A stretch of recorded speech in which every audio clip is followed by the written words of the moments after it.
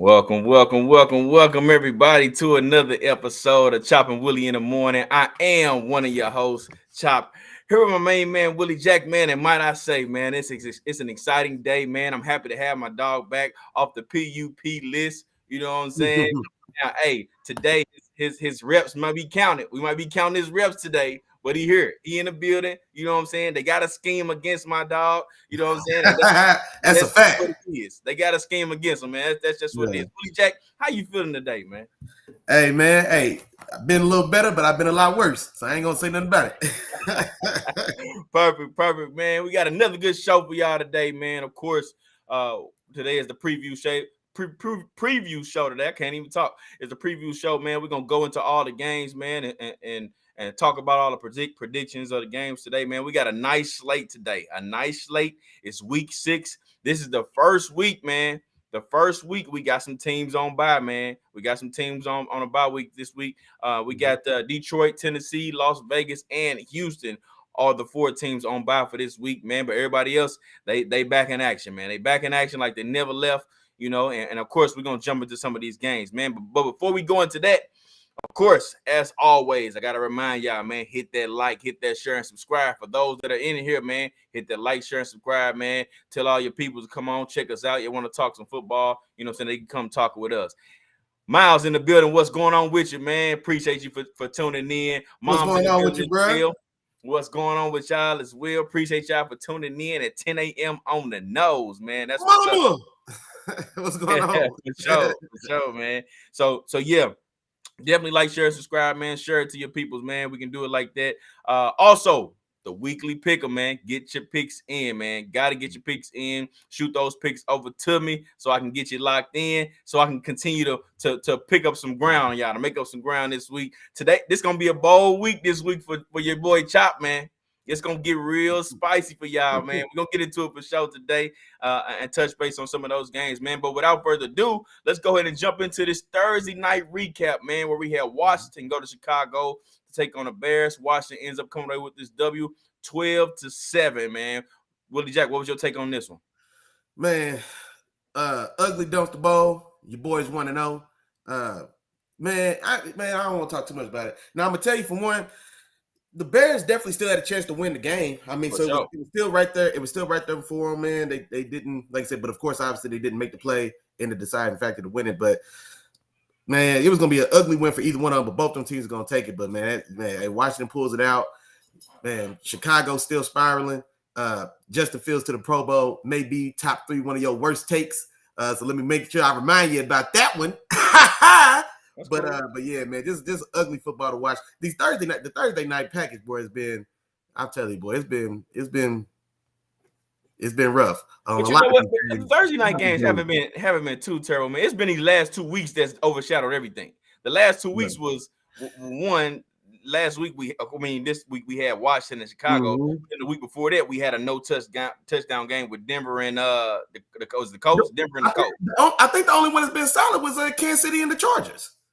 You see, we had Kansas City. As far as the matchups are concerned, yeah.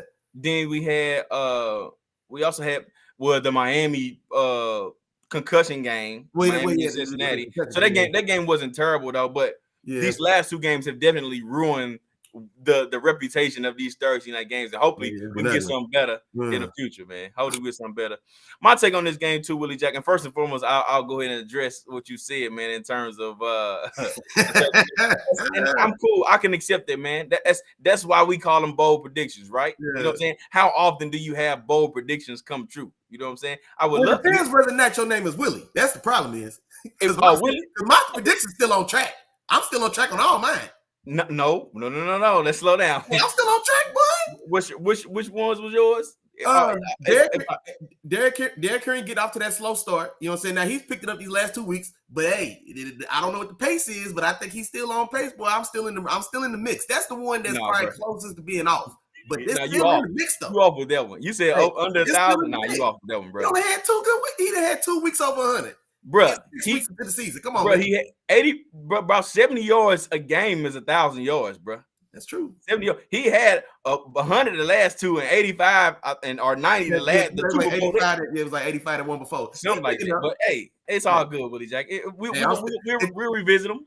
Hey, until he get to 10:01, I'm in the game. You in the game. It's a 10-01.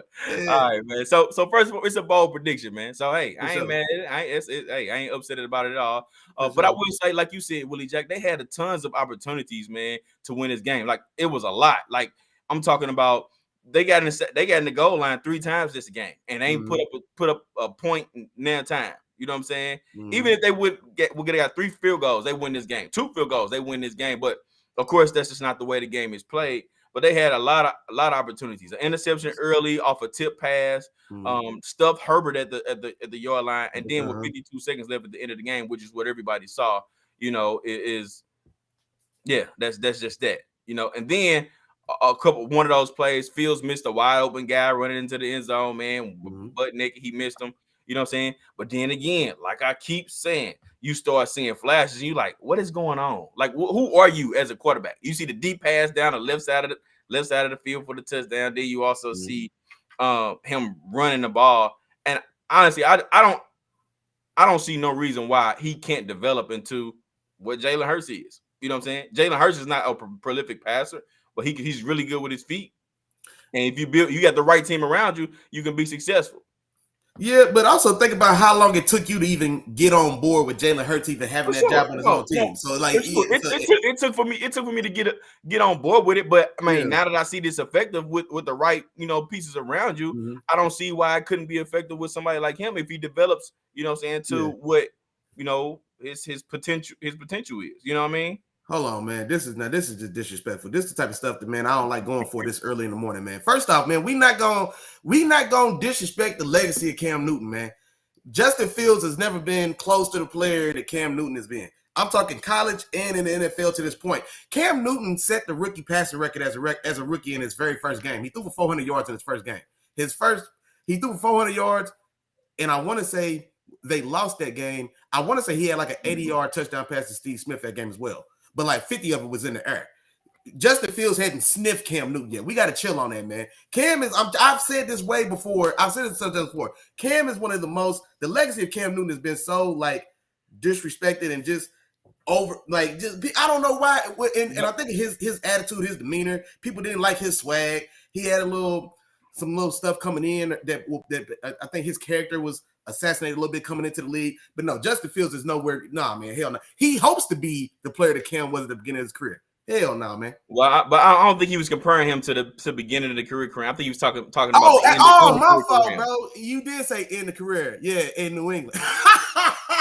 My bad, big dog. Hey, man, my bad. Hey, I'm coming off hour, man. I'm still getting. Willie Jack was ready to come for you, Miles, bro.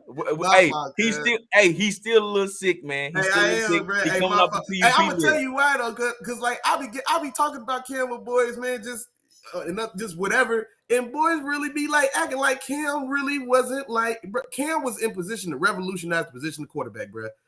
This is truth. You know what I'm saying? 6'5", 260, ran like a damn deer and threw the ball a mile. You know what I'm saying? Like, and the power option run, the power option offense from a quarterback that we see now in Baltimore, like that was Cam. Because like Lamar's not a power runner, he's a speed and elusive runner, but the way Lamar's most effective in that RPO when he's running veers instead of RPOs off the edge. So like they'll run like more of a option veer where the running back is the one that's going to take it wide, and then Lamar hits you in the B gap. You know what I'm saying? Like, bro, that was Cam. Like Vic didn't run those style of run. Man, nah, man. Hey, they didn't have the good offense for surrounded by Vic. Vic just but just like the style of the way they're using them, because most times we think option quarterback. When you think option quarterback, you think get your quarterback on the edge and whoop. But like, nah, but it was straight power plays, just straight QB power with no option to it. You know, bro, you inside the 3-yard line, bro. That's there was no one better in the history of football. There's no more dangerous weapon from 3 yards and in than prime Cam Newton. It was pretty much a touchdown, bro. Cam from 3 yards and in was Justin Tucker inside of 60, bro. Like that, I want people to put, like that's the level of respect we need on like Cam's goal line effectiveness. You know what I'm saying? You know what I'm saying? Yeah, and that's real talk though. Now neither one of them guys won championships, but they were still cold though. That's what For sure. All right. All right, let's keep on pushing, Willie Jack, man. Now let's go into the games we got coming up this week, man. Like I said, we got a good week 6 slate of games, man. And I don't know about this one starting off, but hey, we got to talk about it. We got San Francisco going to Atlanta to take on the Falcons, man. I'm going San Francisco in this game. And I think Atlanta is going to be overmatched in this game all the way around. You know what I'm saying? I think San Francisco's run game is a little bit too strong. And then up front with San Francisco, you know, their defense is really good as well. And they're just Atlanta's going to feed in what the 49ers are the strongest at, you know, in terms of, you know, how their team is orchestrated. And it's going to be a long day for Atlanta, man, up front. You know, Atlanta's passing game is not strong enough, you know, even though 49ers secondary has been solid too, but they're not a passing team. They're a run first team. They hit you short. And that's going to fit right into what San Francisco loves to do on defense. And I feel like San Francisco is going to come in this game and just dominate. I got the final score being 32-11. I give them 11 points, but I'd be surprised if they don't even score 11 this game, man. They just fit. It just is a matchup, you know, too well. How do you get 11 points? 11 points. Hey, you'll be surprised. I've seen I was trying to do the math. I'm like, is that a touchdown, a 2-point conversion? Oh, okay. 3 field goals and a safety. I mean, you get a touchdown, a miss extra point, you know. And yeah, that's true. Yeah, I don't know, man. It's a lot of different ways out here, Willie Jack, man. Don't discredit me. If that score come out 30-11, man, I just need you to. I'm replaying it. I'm gonna replay going to Vegas, boy. If they hit 32-11, we're going to Vegas. I'm gonna be short and sweet, man. I think easily and obviously San Francisco is the more talented team. Now, the only thing I want to say is just kind of like we've been talking about Atlanta all year. Man, you can't. They get every game they walk into. I expect them to lose by 2 touchdowns, and it feels like every game they walk into, they end that game at the last 2 minutes. You know what I'm saying? So, and San Francisco is going to Atlanta. Now, I don't think they're going to win the game, of course, but I do think that it's probably a little more competitive. I don't know why, man. I got this game pretty close because I think Atlanta, they definitely have a great running game, you know what I'm saying? And they're going to do that. And so if they can get that run game going, it definitely does slow down the game. San Francisco on the other side, they're not an explosive offensive team as far as deep field passing is concerned. They also want to run and then use intermediate play action and all this good stuff. But I still think San Francisco handles the business on the road, man. And I've got it. Actually, I'm not even going to spread that out a little bit. That looks a little too close. I had it 2016. I'm going to go 24-16. 2016 did sound a little close. Okay. Debo good for 2 in that one. You say they good for 2? Debo good for 2 in that one by itself. Okay, perfect. Yeah. On to the next game, man. We got the Patriots facing off against the Browns. They will be in Cleveland this particular game. Willie Jack, who you got, man? Man, I'm not gonna lie. I think this game is very evenly matched. Honestly, like with the way both these teams are constructed, and honestly the way they've both looked these last couple of weeks. So Cleveland, and this is the thing about Cleveland. Cleveland Cleveland was in position to be arguably like 4-1. I think are they 2-3? I think they're 2-3, but I think they could be 4-1 realistically. Because mind you, playing through, well, I guess with Jacoby, that Chargers game last week, I thought they had that game. You know what I'm saying? That's one for sure. And I think they let another one get by that. I think they were in position to win. But all that to say that I think this is going to be more competitive. New England has really got their run game going. And so whether Bradley Zappi, Mac Jones, don't matter. But that run game is really going, and that defense is still playing pretty tough. And so I'm not gonna lie, man. I think, and watching New England go out there and put it on Detroit like that, boy, it just completely shut them down, and then have their run game just completely go bonkers.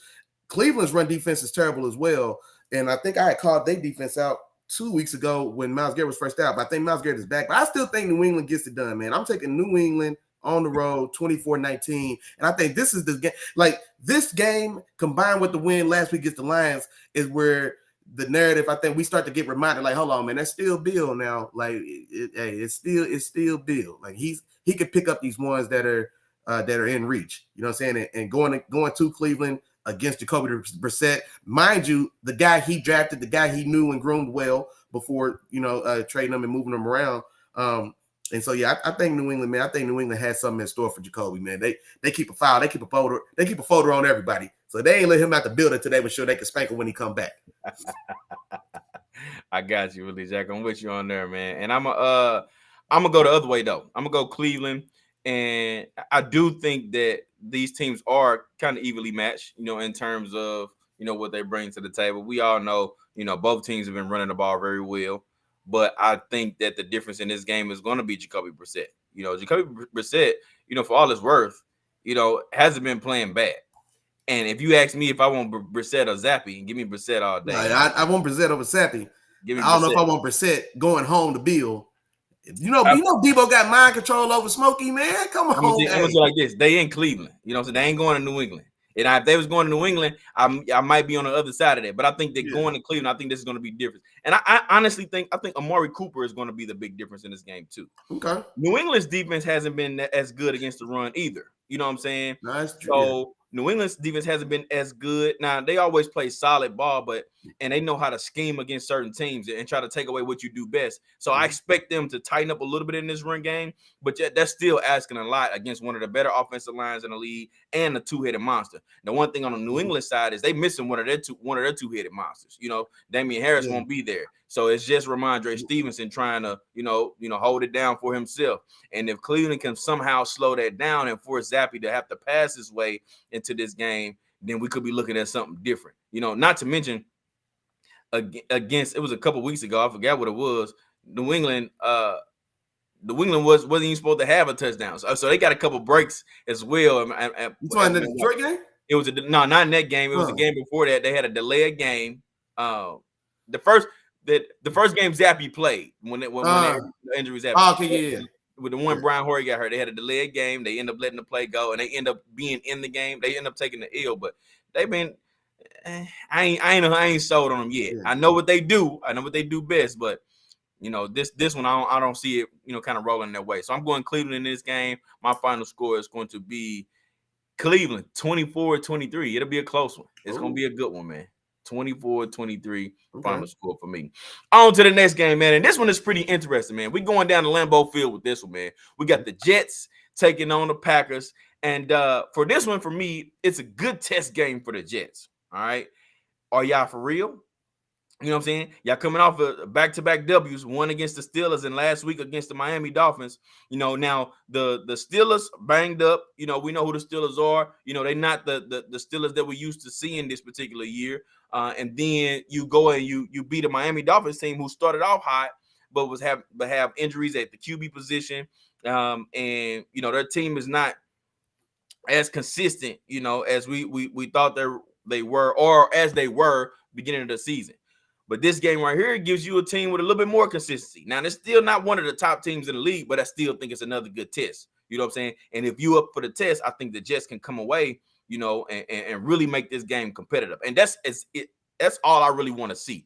I want to see the Jets be competitive, show themselves as a team that they can be for real. They can orchestrate at a higher level, even if they come away with the ill in this game. So that's what I'm looking to see from the Jets. I want to see, are y'all for real? Just show y'all can compete in this game. On the other side of that, this is a bounce back game for the Packers, man. Coming off of a bad loss against the Giants in that London game, had control in the first half, and it just fell apart in the second half, man, and gave the Giants that game, gave them control of that game, and they need to pick things up on both sides of the ball. You know what I'm saying? So this is what we need to see from the Packers, and I got my faith in Aaron Rodgers because of that. Aaron Rodgers, I think he'll come out. He'll get the job done in whatever way possible. I see this game putting up a few different points, so I'm going Green Bay 30 to the Jets 23. Final score in this one, man. Okay. 30-23. And yeah, I'm not gonna take too long on this one, man. I like how the Jets are looking. Now, I'm not gonna give them too much juice on. I don't think this is necessarily a prove game for them because I don't think they're the competition. I think they beat up on a weak Steelers team. You know what I'm saying? Unfortunately, and they beat up on a injury riddled backup JV and Miami team, and that game wasn't a blowout. You know what I'm saying? So I still think that this is still like a bottom third of the league style of team in the Jets. Now the news for them that Green Bay's not any style of juggernaut, and so and I am curious to see how the passing game looks because the Jets have been playing, I guess, decent back end football. Rookie Sauce Gardner definitely looking as advertised. Dude is playing pretty well. The rest of that secondary as well, man. They've got Jordan Whitehead, a guy back there, man, those around some wood, man. And what's that other kid? I think Michael Carter, the other corner out there. But so they've got some young kind of pieces there. They play tough for Robert Salah. Offensively, man, Zach Wilson. Definitely a fan of his talent, like I said, like he was coming in. I'm curious to see just how much they can get going offensively. Breece Hall in this game. Now, Breece Hall, full-fledged, taking over as the starter now, and has looked good in these last couple weeks. So I want to see how he does against Green Bay's front seven. And then honestly, man, Green Bay's secondary hasn't played well, or doesn't. I don't feel like they played well, or as well as they probably should have. I should say that to this point in the season, right? Just that defense as a whole. So I wonder if this is an opportunity for the Jets to maybe expose and kind of maybe stick around this game for a little bit. But all that said, man, I've got Green Bay winning 23-16. I'm just not comfortable giving Green Bay a lot of points. I'm just not comfortable or confident in that offense, even against this Jets team, which, like I said, doesn't have any juggernauts, but can play tough. And as history has told us now, you sleep on them Jets you sleep around and lay around on them Jets, boy, and they come back and bite you. And so the Ravens can tell you that. So I think that's why I keep this one kind of within. I mean, it's a one-score game, and I think they have a chance to kind of hang around. And depending on how if Green Bay makes a mistake or does something costly, or like I said, lets them sit around too long, man, I wouldn't be surprised to see it upset the way Green Bay's offenses look so far. For sure. And that's part of what I was talking about too, Willie. When you mentioned your point of, you said the Jets are still a bottom third of the league type team. But for me, it's like the Jets have been the bottom three team. Like in the bottom, they've been. Bottom third is an improvement. I don't know how many years. Yeah. Since Rex Ryan. Since the last time they had Rex Ryan, they've been in the bottom of the league. So are they shaking it off? Is what I'm saying. Are they shaking it off? Or are they moving closer towards the middle of the pack versus staying at that bottom three team that they've been cursed to be, over the last however many years? You know what I'm saying? So that's what I want to see. And if there will be a huge improvement for the Jets, and I think it could be a huge confidence boost going into the next season. You know what I'm saying? So as they continue to try to improve. So that's what I'm looking for. I'll tell you what, I would love to see Zach Wilson go out and put like 350 yards on Aaron Rodgers. I know you would. Why wouldn't you? That was your guy coming out in the draft. Of course you want to see that. Of course. I would just love to see it. I ain't gonna lie. I hope him and Gary Wilson. Just like on Thursday night, I would have loved to see Justin Fields run for 150 and throw for like 250 and 4 touchdowns.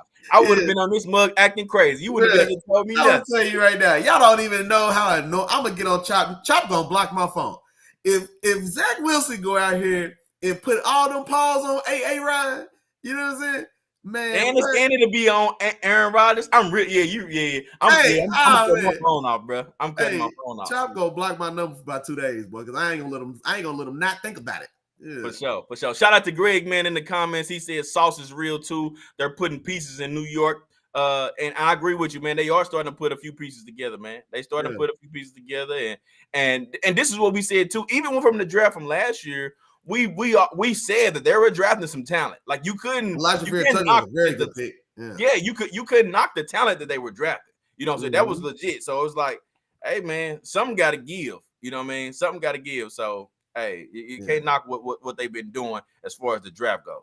No, and and this thing about the Jets, man, just piggybacking on what you're saying, offensively, I think they still probably need another piece on that offensive line, but I like their skill positions now. I'll take Zach Wilson going forward. I'll take Breece Hall going forward. I'll take Garrett Wilson going forward with Elijah Mitchell. You still got Corey Davis. So I like their skill positions. They need I would say one or two more pieces on that offensive line, let's say. But I would at least one, maybe two on that offensive line, but that defense is really where they got to turn it around. Sauce being like we've already said, Sauce being definitely a cornerstone and being what he's supposed to be for that team. Quinnen Williams is still. I still feel like he hasn't necessarily made the impact that I think he can. You know what I'm saying? But still, if they keep that defense is now, I think that the offense has just got to settle and mature, and then that defense still needs actual pieces namely at that second level. CJ Mosley. I don't like the play you get for the price you paid. You know what I mean? I don't think he's a difference maker enough in that aspect. But when you got him as a free agent from Baltimore, I think they need another piece there. They need the young pass rusher the pass rushers to step up as well. But nah, man, that team, just like Greg said, man, they're quietly kind of getting close to being in the realm of respectable. You know what I mean? In the realm of, just like Chop was saying, in the realm of wild card contention. You know what I'm saying? That's a far cry from where they had been all these years. It was a good point from Chop.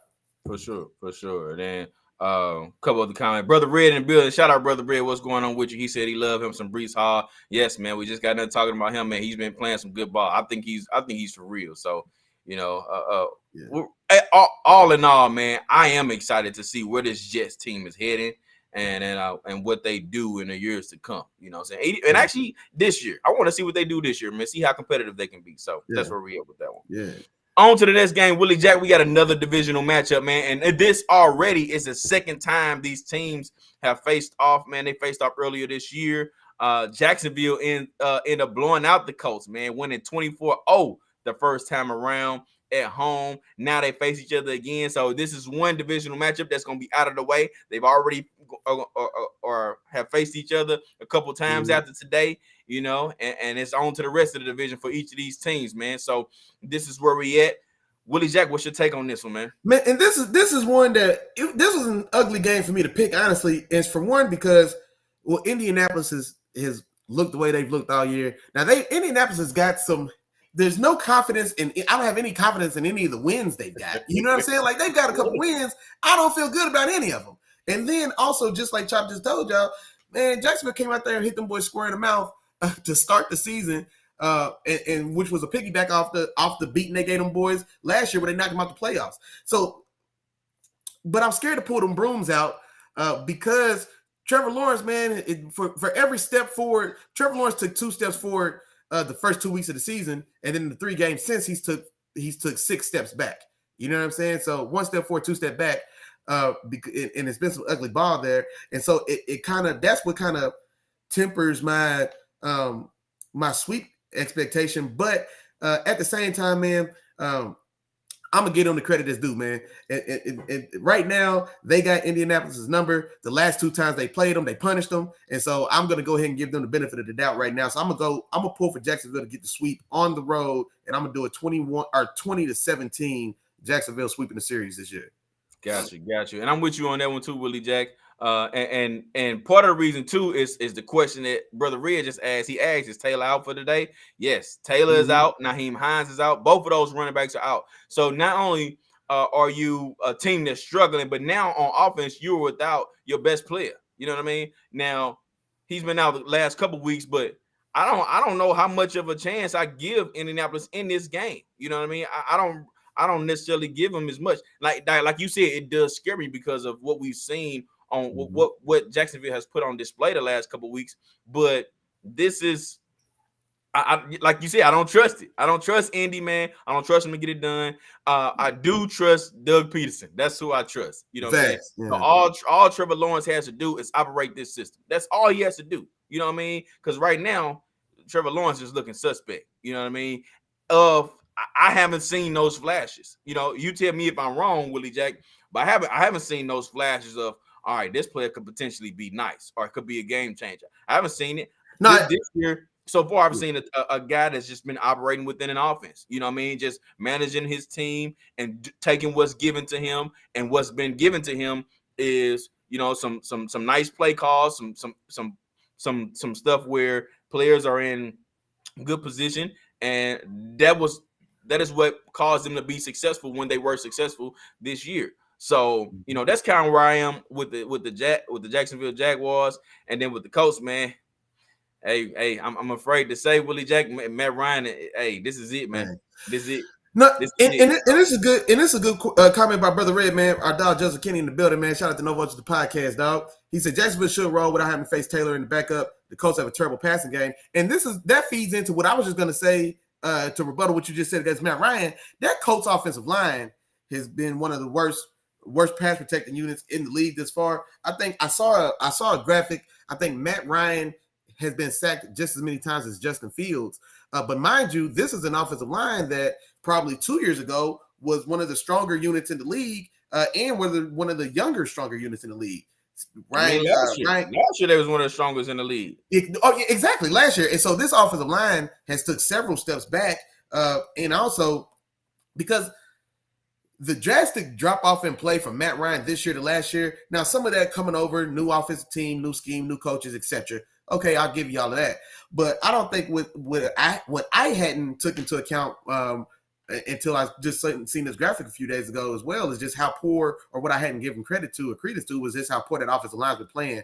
And so it's a combination of errors, man. The run game, the offensive line playing as badly as it has because we haven't seen Jonathan Turner's been injured, and I think he had the one big week earlier in that Jacksonville. It was that Jacksonville. Yeah, that exactly right. And so, but yeah, with the offensive line looking the way it's looked, I think this is one that, the problem is, I think Indy is a surprise candidate that, man, they may blow that thing up after this year. If it continues on the track it's going, now I don't, not to say that they're going to finish like 2-13 or 2 whatever, do the math, man, 2-15. but this is one that, man, they could go ahead and blow that thing up. For sure. And I don't think I gave you a score, Willie Jack. I got 27-17 Jacksonville over Indianapolis, man. Oh, you said 20. Give me that one more time. 27-17. 27-17. Okay, gotcha. 27-17. I think that scheme picks up some stuff today, man. They put some points on the board. Miles coming in with a comment too, man. Miles says we can't forget their run game has been absent, and that's what we've been talking about too. And it's gonna be absent today too. Without your 2 starting running backs, I don't even know who's gonna be the starter for them today. I have to look and see at that, see what that looks like. But yeah, the run game has been absent, but that whole team has been absent. Essentially, they don't have one strong suit that I've seen so far at any position, any group. They've been struggling just about everywhere across the board. So, and another comment from my dog Joseph Kenny, main side, the coach the most basic team in the NFL post Andrew Luck. Most basic. I don't necessarily disagree with that. I don't necessarily disagree. Just thinking about the team the last few years, you come from Phillip Rivers to Carson Wentz to now Matt Ryan, and nothing has been. Don't forget in between there. About this team. I was gonna say, don't forget in between there, Jacoby Brissett had a run as a starter as well. In in between there as well. Yeah, it's been a whole bunch of basicness. Yeah, and part of that, and that's why I was gonna say, part of me wants to say they may have been kind of. Well, outside of Phillip Rivers, I think, who probably has played the best out of those guys post Andrew Luck, but it still wasn't necessarily great ball. But I don't know if they're necessarily basic or if they're just being hampered by having just terrible quarterback play. And so if the quarterback play is subpar, then I don't know how much you can really put on the plate, because this was a team that with Frank Wright and Buddy for Kansas City, is that Veach? No, not Veach. Frank Wright and the GM, Chris Ballard. Frank Wright and Chris Ballard, when they first got there, the moves that Ballard had made, man, he could have been GM, executive of the year for a lot of those moves, a lot of those trades, drafting a guy like Shaquille Leonard, goes by Shaquille Leonard now, out of South Carolina State in the second round, a very under-the-radar guy, and that was a very respectable draft position. I mean, so the move to get DeForest Buckner, which was a hit when it first happened, so they had some stuff in place, and they were looking pretty good. And then, like I said, they just couldn't get that final piece to quarterback. And so I don't know if it's because I think Frank Reich, we've seen flashes of what Frank Reich offense can be about, but he just doesn't have a guy that he's got faith in to pull the trigger. So I don't know if it's a basic scheme or if it's a lack of devoid of talent at the key position. Okay, gotcha. All right. Well, Day one gang Jarrell in the building, man. I got to shout my dog out, man. Morning, big dog. We appreciate you, man. Gotcha. All right, Willie Jack. So now, before we move on to the next game, I think it's about time for us to pay some bills, Willie Jack. I think it's the perfect time to do so. Pay these bills, man, and continue to move on through the rest of these games, man. So, I was responding to my dog Joseph Kenny in the comments, man. He was telling the coach had let Bruce Arians out the building as well. That was different. He was the offensive coordinator for Chuck. I can't think of Chuck's last name, man. Oh, my caps was messed up. Excuse me. But if y'all remember, Bruce Arians took over as the interim coach when the guy, Chuck Pagano, Chuck Pagano from Baltimore, he was out with cancer. And then Chuck Strong was kind of the mantra of the team. And then Bruce did get those guys to rally. He did open up Andrew Luck's passing game for sure. And so when the head coach comes back from cancer and he's the rallying point, I don't know if you can let him go for the OC, even though, the OC had probably performed better in his stead as interim. And those guys were friends. So Bruce wasn't going to snake or backdoor his homeboy and take his job, etc. But yeah, hey, without further ado, y'all know what's going on, man. Today's episode of Chop Willie in the Morning is brought to you by your dogs who let the film speak and our wonderful friends and brothers from around the way, man, in the Atlanta, Georgia area, but can get to an area near you. Prospect and Precision Painting. Help me out, correct? Prospect Precision Painting from Atlanta, Georgia, like I said, but they do travel. Look those guys up online, man. Painting, restoration, drywall repair, you name it, they could do it. So definitely check them out, man. Instagram, Facebook, all the regulars, man. Prospect Precision Painting. Check those boys out. Also, our good buddies, man. They ain't left us yet. They ain't never failed us. They ain't never steered us wrong. The Three Amigos, man. That's like, that, share, subscribe. Y'all know what's going on with the Three Amigos, man. Stop playing with my 3-piece spicy, man. Stop playing with my 3 the hard way, dog. Like, share, subscribe. Tap it with your dogs, man. The Three Amigos. We appreciate everybody coming through this minute. Everybody in the penthouse. Welcome to the upper room. We appreciate y'all. Hope y'all run the bell on the way in. Don't forget to do that. We appreciate the love and support as always. And now back to the regularly scheduled programming. One other thing too, man. I want to shout out James Skinny. He not in here, man. Shout out James Skinny Ward, man, for all the stuff, man, that he's done, man. Real Deal Sports STL. Of course, he does that. You know what I'm saying? But he also does a little bit of picture making, man, a little marketing, you know, stuff like that. So, you know, shout out to him, man, for helping us out and, you know, and doing some things behind the scenes for your boys, man. Shout out James Skinny Ward. Oh yeah, hey, if some of y'all was in early this morning, man, y'all might have seen the new little graphic, man. That's just like Chop said, man. Curse my dog Skinny, man. So put together a nice little flyer for us, man. And so I hope some of y'all got to see it. I'm sure y'all will be seeing that image more often, man. But like I said, that was from our dog, man, James Skinny Ward, man. And and also, I'm sure you probably said it one more time for Real Deal STL Sports, man, holding us down. We appreciate the love, bro. For sure. On to the next games, Willie Jack. We got Minnesota going to Miami, man. The M's taking on the Dolphins. And as far as this game, man, we got Minnesota, who I don't know how many people who's been paying too much attention, man. They quietly sitting at 4-1 right now. Mm-hmm. Sitting at 4-1, leading this division. You know what I'm saying? Mm-hmm. You get a lot of talk. You've been hearing a lot about the, you know, of course, the Eagles, you know, being an undefeated team. And then the Cowboys, they making a lot of noise with Cooper Rush. You know, people are really surprised that this Giants team that's sitting at 4-1. But Minnesota's slowly over there, you know, racking up them wins, man. After that Monday night loss and that terrible performance by Kirk Cousins, mm-hmm. you know, they ran off 3 straight. You know, and I mean, they've deserved it. You know, you watch how this offense operates, man, and all the weapons they have, man. It's like, it's crazy. I didn't even really think until a few weeks ago, like, these guys are talented, man. They got some guys around them, and we talk about it each and every week, man, with all the guys that they have. You know, so I ain't gonna bore you with running off those names, but like I said, coming off 3 straight wins. And they're doing their thing. Now, the one part about this team that I worry about is their defense. Now, their defense hasn't been playing too well. Luckily, they ran into some offenses that haven't been the most consistent, you know, and they were able to still, you know, put together what they need to do to come away with these W's. As on the other side of the ball, you got Miami, and the one thing that will scare Minnesota in this particular game is the weapons. Hill and Waddle. They can take over a game no matter who's at the QB position. You know what I'm saying? Mm-hmm. I don't care who's quarterbacking. You hit one of them for a slant or a hitch. You know what I'm saying? That's an easy pass, easy completion. They can turn it to 70. Hey, like 6-yard passes turn into 60-yard touchdowns, boy. That's right. And those guys can take over a game. And that's part of the reason I'm actually gonna go with Miami in this game, man. I'm about to spice this thing up. I know a few of y'all are probably going with Minnesota because Miami is playing with the 3rd-string quarterback today, but I don't care. Skylar Thompson is his name. Ladies and gentlemen. I'm going with Miami, man. We about to spice this thing up. I'm going Miami in this game. I think they come away with the W.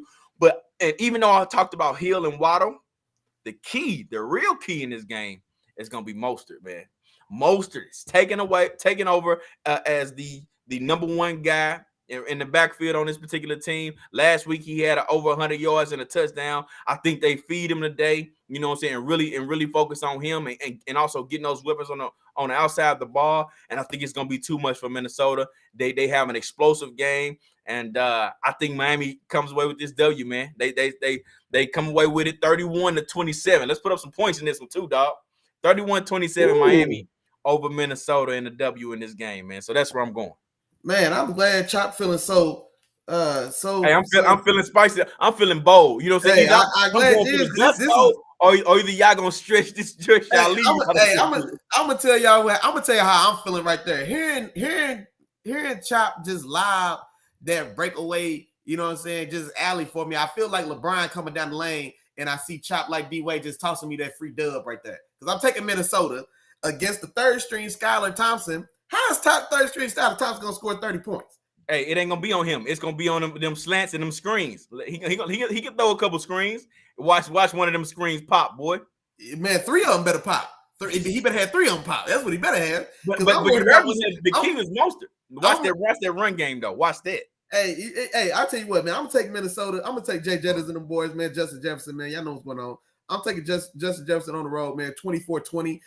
Just like, but I don't want to say like it's a wash game at all. Miami's defense is still a very competent and solid unit, and so I think this game more so because of Miami's defense keeps them in this game and makes this game competitive. I do think, just like Chop said, man, they've got tremendous weapons around them in Mostert, in Hill, in Waddle, etc. But I think that's a tall order, man, for third string Skylar Thompson. Out of you don't know where he went university, and so man, I can't give him that much juice, man. I just can't do it. Man, I posed a comment real quick, man, because I want to put ask you about it once he has. Brother Red, man, our Dolphin No Budget, the podcast in the building, Joseph Kenny, he said he likes OBJ as the perfect fit for Minnesota, man. Now I'll tell you, I don't see her like that fit. And I think there's just several options better than Minnesota. But what are your thoughts on that, man? Do you like the potential fit of OBJ in a place like Minnesota? I mean, when it comes to a guy with the talent of OBJ, man, he can be used just about wherever. You know what I'm saying? An extra guy in the room, you know, to help out your offense, man, can be used, like I said, wherever. I think that he could fit in running 3 wide receivers. You know what I'm saying? With Cook and with Cook in the backfield and just let Cousins just do his thing. I think that can open up a lot for this offense, even more. But I mean, is it too crowded? I mean, that's something that we can discuss. But OBJ is an instant upgrade over Adam Thielen. Oh, that goes without saying. Yeah, he's an upgrade over Adam Thielen, and now it turns Adam Thielen, into that third option that really gets a lot of those mismatches, because he's don't get it twisted with me saying that he's an instant upgrade as to me saying that Adam Thielen is a slouch. He's still a good route runner. He still can get separation. He still does what he needs to do in his offense as a number 2 receiver. But you throw that in there, man. You looking at something that could be real nice. So.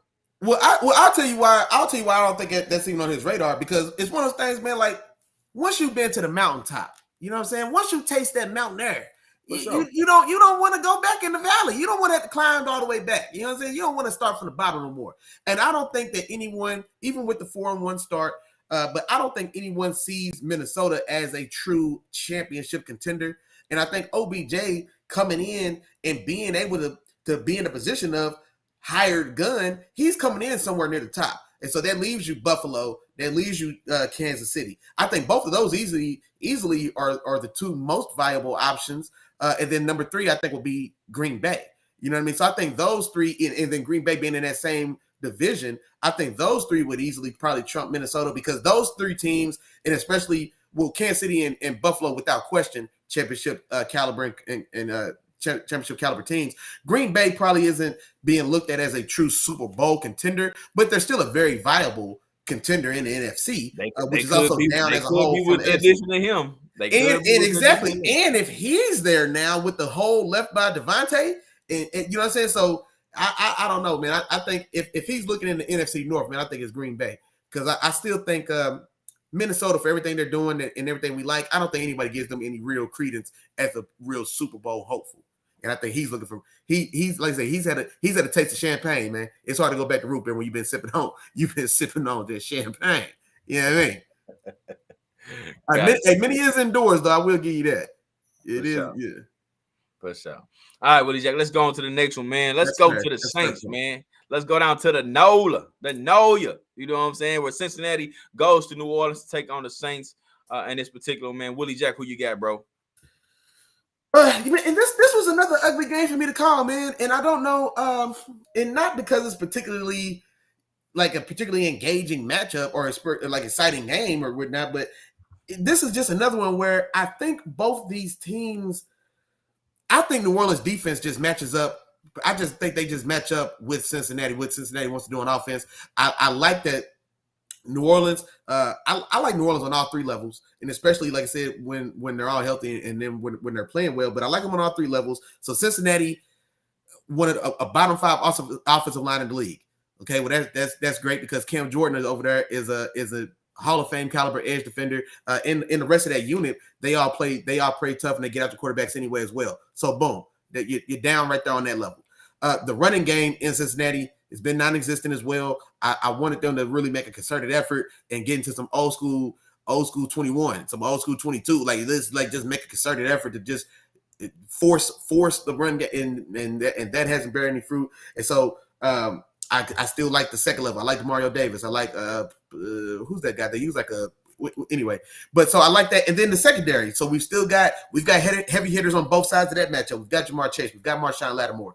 And the way that Chase and Burrow have looked thus far this season, they haven't caught their groove just yet. And they're conscious of it because in the way we've been seeing them trying to force and get the ball to Jamar Chase, just, you know what I mean? I think Chop talked about it maybe on the last show. A lot of like the forced jet sweeps or forced flare screens and things like that, just trying to get it in his hands. And so I say I have to say, I just think New Orleans just matches up perfectly with this Cincinnati offense.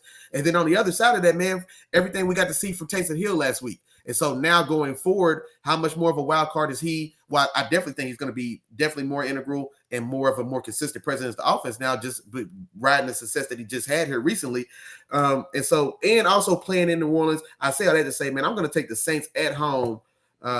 I do have this for a pretty close game. I don't even know how I came up with the score, but I got 26-24 New Orleans at home. I just think that New Orleans defense, I just don't see how Cincinnati, especially how they've looked thus far, I don't see how they puncture or get the edge on that Saints defense, which I like from top to bottom.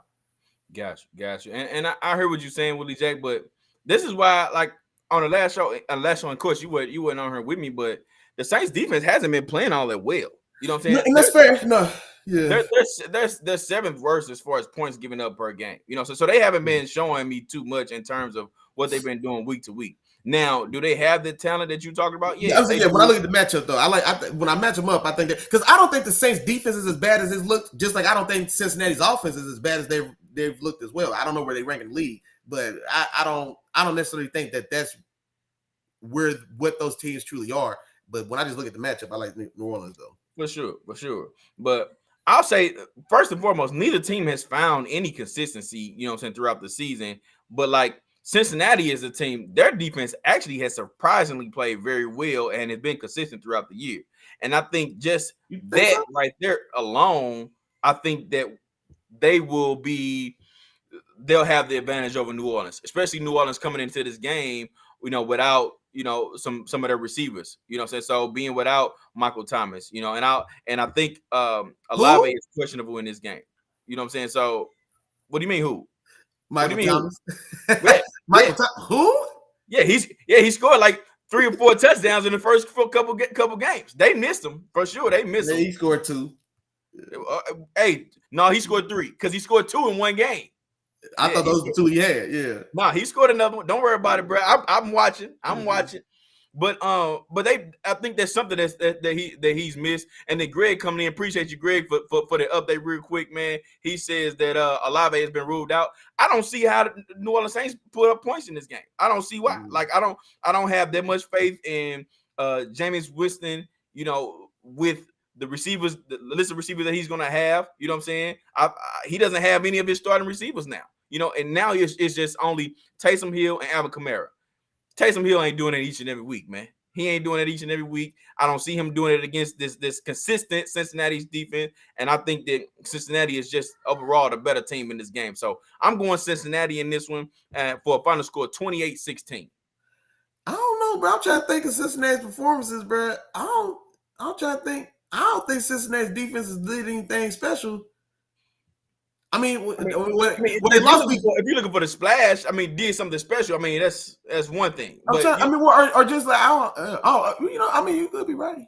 You got a chance to change your pick, man. Greg coming in with the fire, man. He just told you your boy Lattimore off too. You go ahead, bro. Come on over. Come on. No, because I ain't worried about them sissies, man. We ain't worried about the Cincinnati. Hey, don't be Willie. Don't be house stubborn, cats, okay? man. We ain't I know worried you about coming off them, a cold. man. Don't be stubborn. Come on over and get this We W, ain't worried man. about them house cats, man. I'm trying to help you, man. We ain't worried about them house cats, man. You know what? I'm glad you told me Olave and Lattimore out because now Cincinnati might have a chance. How about that? Yeah. Have a chance. Hey, this game might be a 20 ball. Hey, you heard what day one game Jarrell just said. Taysom Hill is who they wanted Tebow to be. You damn right. You damn right. If Tebow left, Tebow right gonna get it done at the crib against Cincinnati. We're gonna see what that defense the Chop is talking about. We're gonna see it today. They got no excuse not to show up today. Then that's what it sounds like. Yeah, they gonna show up, man. It's gonna be some. Hey, it's gonna be rough, man. Hey, shout out to Greg, man. He said this is a possible right back get back game for Cincinnati. Tough one on the road, but yeah, with the pieces that are out in play, hey, could be. Hey, while we on this, we might as well go ahead and touch on the Willie Jack. Alvin Kamara, man. Alvin Kamara, the situation with Alvin Kamara. Of course, he had a wonderful game last week, but there were, of course, when we talked about, the case and everything that, or what could potentially happen coming into this particular season, with his alleged February attack, that how it may affect him if he receives any punishment.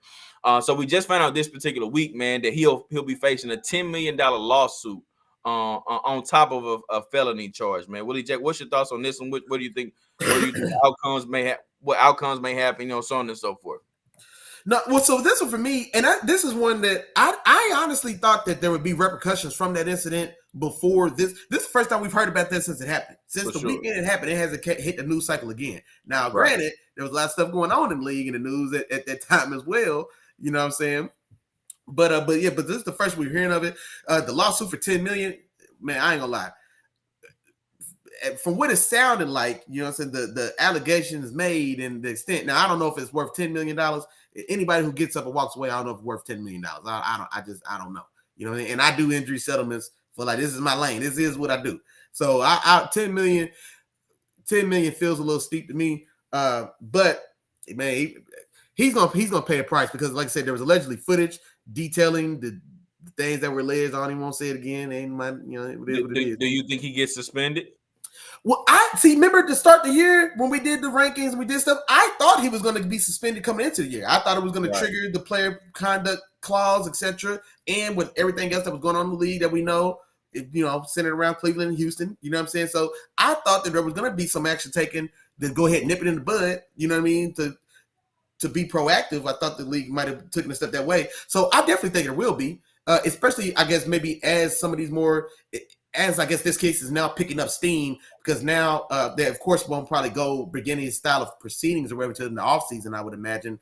But there's definitely going to be some style of reprimand from the league. Now I think this is the only thing I would say is I believe this is going to be Kamara's first style of offense against this policy, and so that first style offense is generally 6 games is the way the policy had been written. But we've seen. With this and then with the shine, etc., that can be changed and amended depending on public outrage and how graphic the footage is going to be, because that footage is probably going to be made public and we'll get a chance to look at it. And so I would think he still gets some style of suspension. Maybe I guess it's going to roll over to next year then. But I wouldn't from the allegations that were made. I don't see how maybe he doesn't. And I think he does pay a pretty penny. I don't know if it's 10 million. Maybe they settle out of court for 2. In a non-disclosure or something of that nature, but he's definitely gonna break bread. Jarrell came through, man. He said, "Hey, you gotta aim high so it can still fall in the millions range." That's a fact. Yes, I heard you gotta start it off high before you come down. And I'm gonna say one more thing about this too, Willie Jack, and you're gonna like this, man, because I know Willie Jack has been talking about this, with all the other cases and situations that's been going on. Before this footage comes out, I'm talking to the league right now. I'm talking to the NFL. Before this footage comes out, make up your mind, man. Don't go back and change your mind after you see the footage and then you want to change and do something else and do something a little bit more harsh or change up your punishment. Nah, man. Make up your mind. Figure out exactly what this is. Make sure y'all got your details together so that this punishment is handled, you know what I'm saying, in the way that it should before this footage comes out. Because y'all know what's going to happen. The footage is going to come out, and then that's where all the fans and all the haters and everybody else is going to come out saying, hey, no, he deserves this. He deserves this. And then you got everybody else saying different things. Get it together now. Don't fold just because you got people out here saying different things and wanting you to do different things. Don't fold. Get your punishment together and stick with it, man. Stick with it. No, exactly. And then we got a comment from Greg, man. Shout out to Greg in the building, man. He been here early and often, man. We appreciate the love, dog. He said, seems like he seems off to wait so long and then hand out the suspension. And that's why I told him, like, bro, that's been the MO of the league.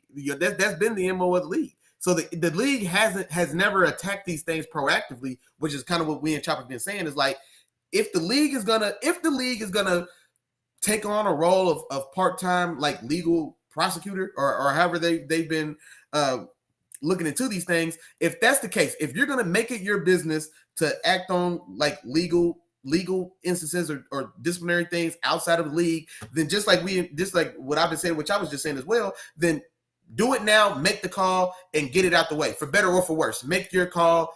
Do it, stand on it. This is what we're doing. This is what we feel. Right, wrong, or other, this is what we're doing. And then just make your call and get out the way. That's what we've been wanting them to do. You know what I mean? That's what we wanted them to do with the Shine. We seen it took 2 years before they even interviewed anybody involved. So that's been the MO of the league. And still, like Chop said, I guess they're so conscious of public perception, and this is $1 billion industry. So I can dig that. I'm not gonna risk $1 billion to keep somebody like Chop Willie happy. You know what I'm saying? So I'm not gonna risk it. But that's exactly what they've done, though. They've sat back. They've gathered and observed public opinion. They'll gather and observe what legally comes out and happens, and then they come around and make their decision last. It seems like. So that's been the way they've handled these, and that's what's been upsetting for me and Chop. Gotcha. All right, let's move on to the next game, Willie Jack. And that's where we're getting spicy again, baby. We got the Ravens going to New York. Did you give me a score for that Cincinnati game? I think I said, oh, my bad. Cincinnati 28 over New Orleans 16. 28-16, man, in this game. Okay. And I don't know. I'm thinking about it. I don't know if New Orleans gets 16, but hey, two score game. Has Cincinnati scored 28 points this year? I hope they scored 28. Winston might get lucky and throw a deep pass and then land in Marquez Callaway hands or something like that. I don't know. He might get lucky. But 28. I hope they whoop Cincinnati ass. Well, I'm gonna let you know about every completion. You supposed to. I'm expecting to see some text messages come through and some people and getting tagged in the Facebook group. And you already know. The chat is open, by the way. I don't know if chat tells y'all. Hey, y'all know what's going on, man. Y'all getting them chats, man. Let me know how y'all team doing. Come on with it. That's right. All right, man. Next game, like I said, Baltimore, they're going to New York to take on the Giants, man. And I'm going to talk to y'all, man. Let me talk to y'all for a minute, okay? Let's get this situated. Let's go ahead and get up in here, all right? Baltimore, man, they coming off of a what I would call a lackluster win, man. A lackluster win. Yeah. Lamar looks like regular Lamar. You know what I'm saying? I'm just going to put it out there. He looks like regular Lamar. The first 3 games of the season, it was MVP Lamar, man. MVP coming out, you know what I'm saying, slanging that thing, showing us something that we've never seen before from Lamar Jackson as far as his accuracy and, you know, all those different things. But, you know what I'm saying, he looked like regular Lamar the last 2 weeks, man. He faced off against a tough Buffalo team, you know, which that was kind of tough. But then even with this game against Cincinnati, man, last week, he didn't look, you know, as good. He missed a few different throws. I mean, he struggled a little bit. And it wasn't the same Lamar. It was the Lamar that we used to see. Now, don't get me wrong. It's not a bad Lamar. It's just not MVP Lamar. It wasn't MVP. You know what I'm saying? So that's what we're starting to see. And I'm wondering, you know, which Lamar we're going to see today. You know what I'm saying? Which one we're going to get. The defense has stepped up the last 2 games as well. I will say that. You know what I'm saying? But I'm still not 100% sold on it, man. I'm not 100% sold. Now, on the other side of that, New York, man, they're going to continue to ride their horse, man. Of course, in Saquon, of course, I've been talking about it all year long, man. Offensive player of the year. You know what I'm saying? I'm calling it, and I'm sticking to it. Until the wheels fall off, I'm riding. You know what I'm saying? I'm riding with it. But, yeah, man, they're going to stick to their horse. But this is also a game where New York is getting a little healthier, man. So they're going to get Leonard Williams back in this particular game, you know, who's been a huge part, especially against the run. You know what I'm saying? In the middle, they've had their guys on the outside healthy a little bit. Now, I think Ajulari will be out this game, but they haven't really seen any drop-off from as far as the pass rush from that side of the line. And then also Wan'Dale Robinson. We haven't seen much of him this particular year, and we actually haven't seen too much of any of their receivers this year. But Wan'Dale Robinson was the number 1 receiver coming out of camp this year. So I'm interested to see how he's going to be used in this game with him being back, you know what I'm saying, and possibly being another weapon to this offense. I said all that to say, hey, man, I'm going upset. I'm going upset this week, man. In this particular game, I say Saquon, they gonna ride him, man, and he gonna run all over this Baltimore defense, man. We're gonna see some stuff that's gonna be different. You gonna that New York crowd is gonna be jumping. They got a 4-1 team right now. You know what I'm saying? They playing some solid ball. They rallying behind Brian Daboll, man, and they gonna do their thing again today, man. So I got them feeding Saquon Barkley. He's touching the ball no less than 30 times today between the passing and the running game. You know what I'm saying? He's gonna be all over the field, and I think Wan'Dale Robinson makes a couple key plays in this game to possibly come away with this W. And this time, I know we got the GOAT on the other side with Baltimore in their kicking game. This time, we're going to see the other side of the ball, man, the kicker from the Giants kicking the ball with the game-winning field goal, man. I got the final score 23-20. New York Giants beat Baltimore. Big upset. Let's get spicy, baby. Let's get spicy. Yeah, man, it sounds good. I tell you what, though, man. I wanted to take the Giants in this game because for one, I just don't cheer for the Purple Birds. I wanted to take. I thought you was gonna be out with me. I thought I was gonna have the Willie that was like, "What's up with it?" That's what I'm talking about. Hey. Yeah, I wanted to, man, but I ain't gonna lie. This is the thing for me. Baltimore's defense is suspect, but it's suspect passing the ball. And so this is the thing. I think just like I said for New Orleans, I just like how New Orleans defense like matches up to Cincinnati. I like how Baltimore's defense matches up to the Giants because it is a one pony show. You know what I'm saying? It's a one trick show. You know what I'm saying? It's Saquon left, right, and middle. You know what I'm saying? And the thing that gets Baltimore's defense in trouble is when you can spread them out, when you could go up top. And the Giants can't do that. You know what I'm saying? So, and just like Chop told y'all, he's hoping that a guy named Wan'Dale Robinson is going to be the difference. Wan'Dale Robinson is who we're going to put faith in to be the difference? Man, stop that. Stop that right now. And so this likely will be a 30-touch game for Saquon, but I think it's a 30-touch ugly one because he's going to be running into the only, or I guess the more dependable part of that Baltimore defense, even though that unit as a whole is ugly over there. You know what I'm saying? But so I think this is a game where they, I think, go on the road and get themselves a hard-fought win. I've got a 27-23. I do think Lamar plays better. I think this is a game that Lamar comes back. I think Lamar is starting to do well in these, like, prove-it games. And so just like Chop said, he came out, he had a chip on his shoulder. He let boys know who he was in the first 3 weeks. Like, yeah, y'all must have forgot. I'm still out here now. And then there was I guess some slippage of play, or not even to say slippage of overall play, but there was some slippage in key moments. The fourth down play in Buffalo, etc., or namely, you know what I'm saying? But I think this is one to where he's conscious of the noise. He's conscious that he's playing to justify the money he wants. And I think this is a good matchup that's going to let him, I think he's the guy that's going to be the difference maker to take over this game. And because of that, I think he's also going to be my performer of the week. I think Lamar Jackson has a very big week this week in a very big prove-it style of game.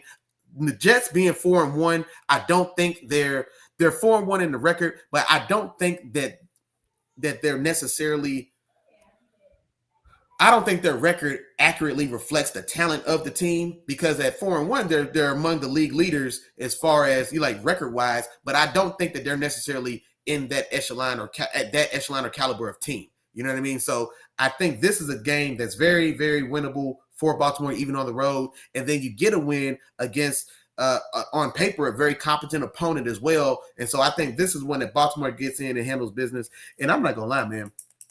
I don't know if 23 might be 27-20. I'm going to give him a full touchdown. 27-20 on the road. And like I said, I think Lamar has a big game in this one.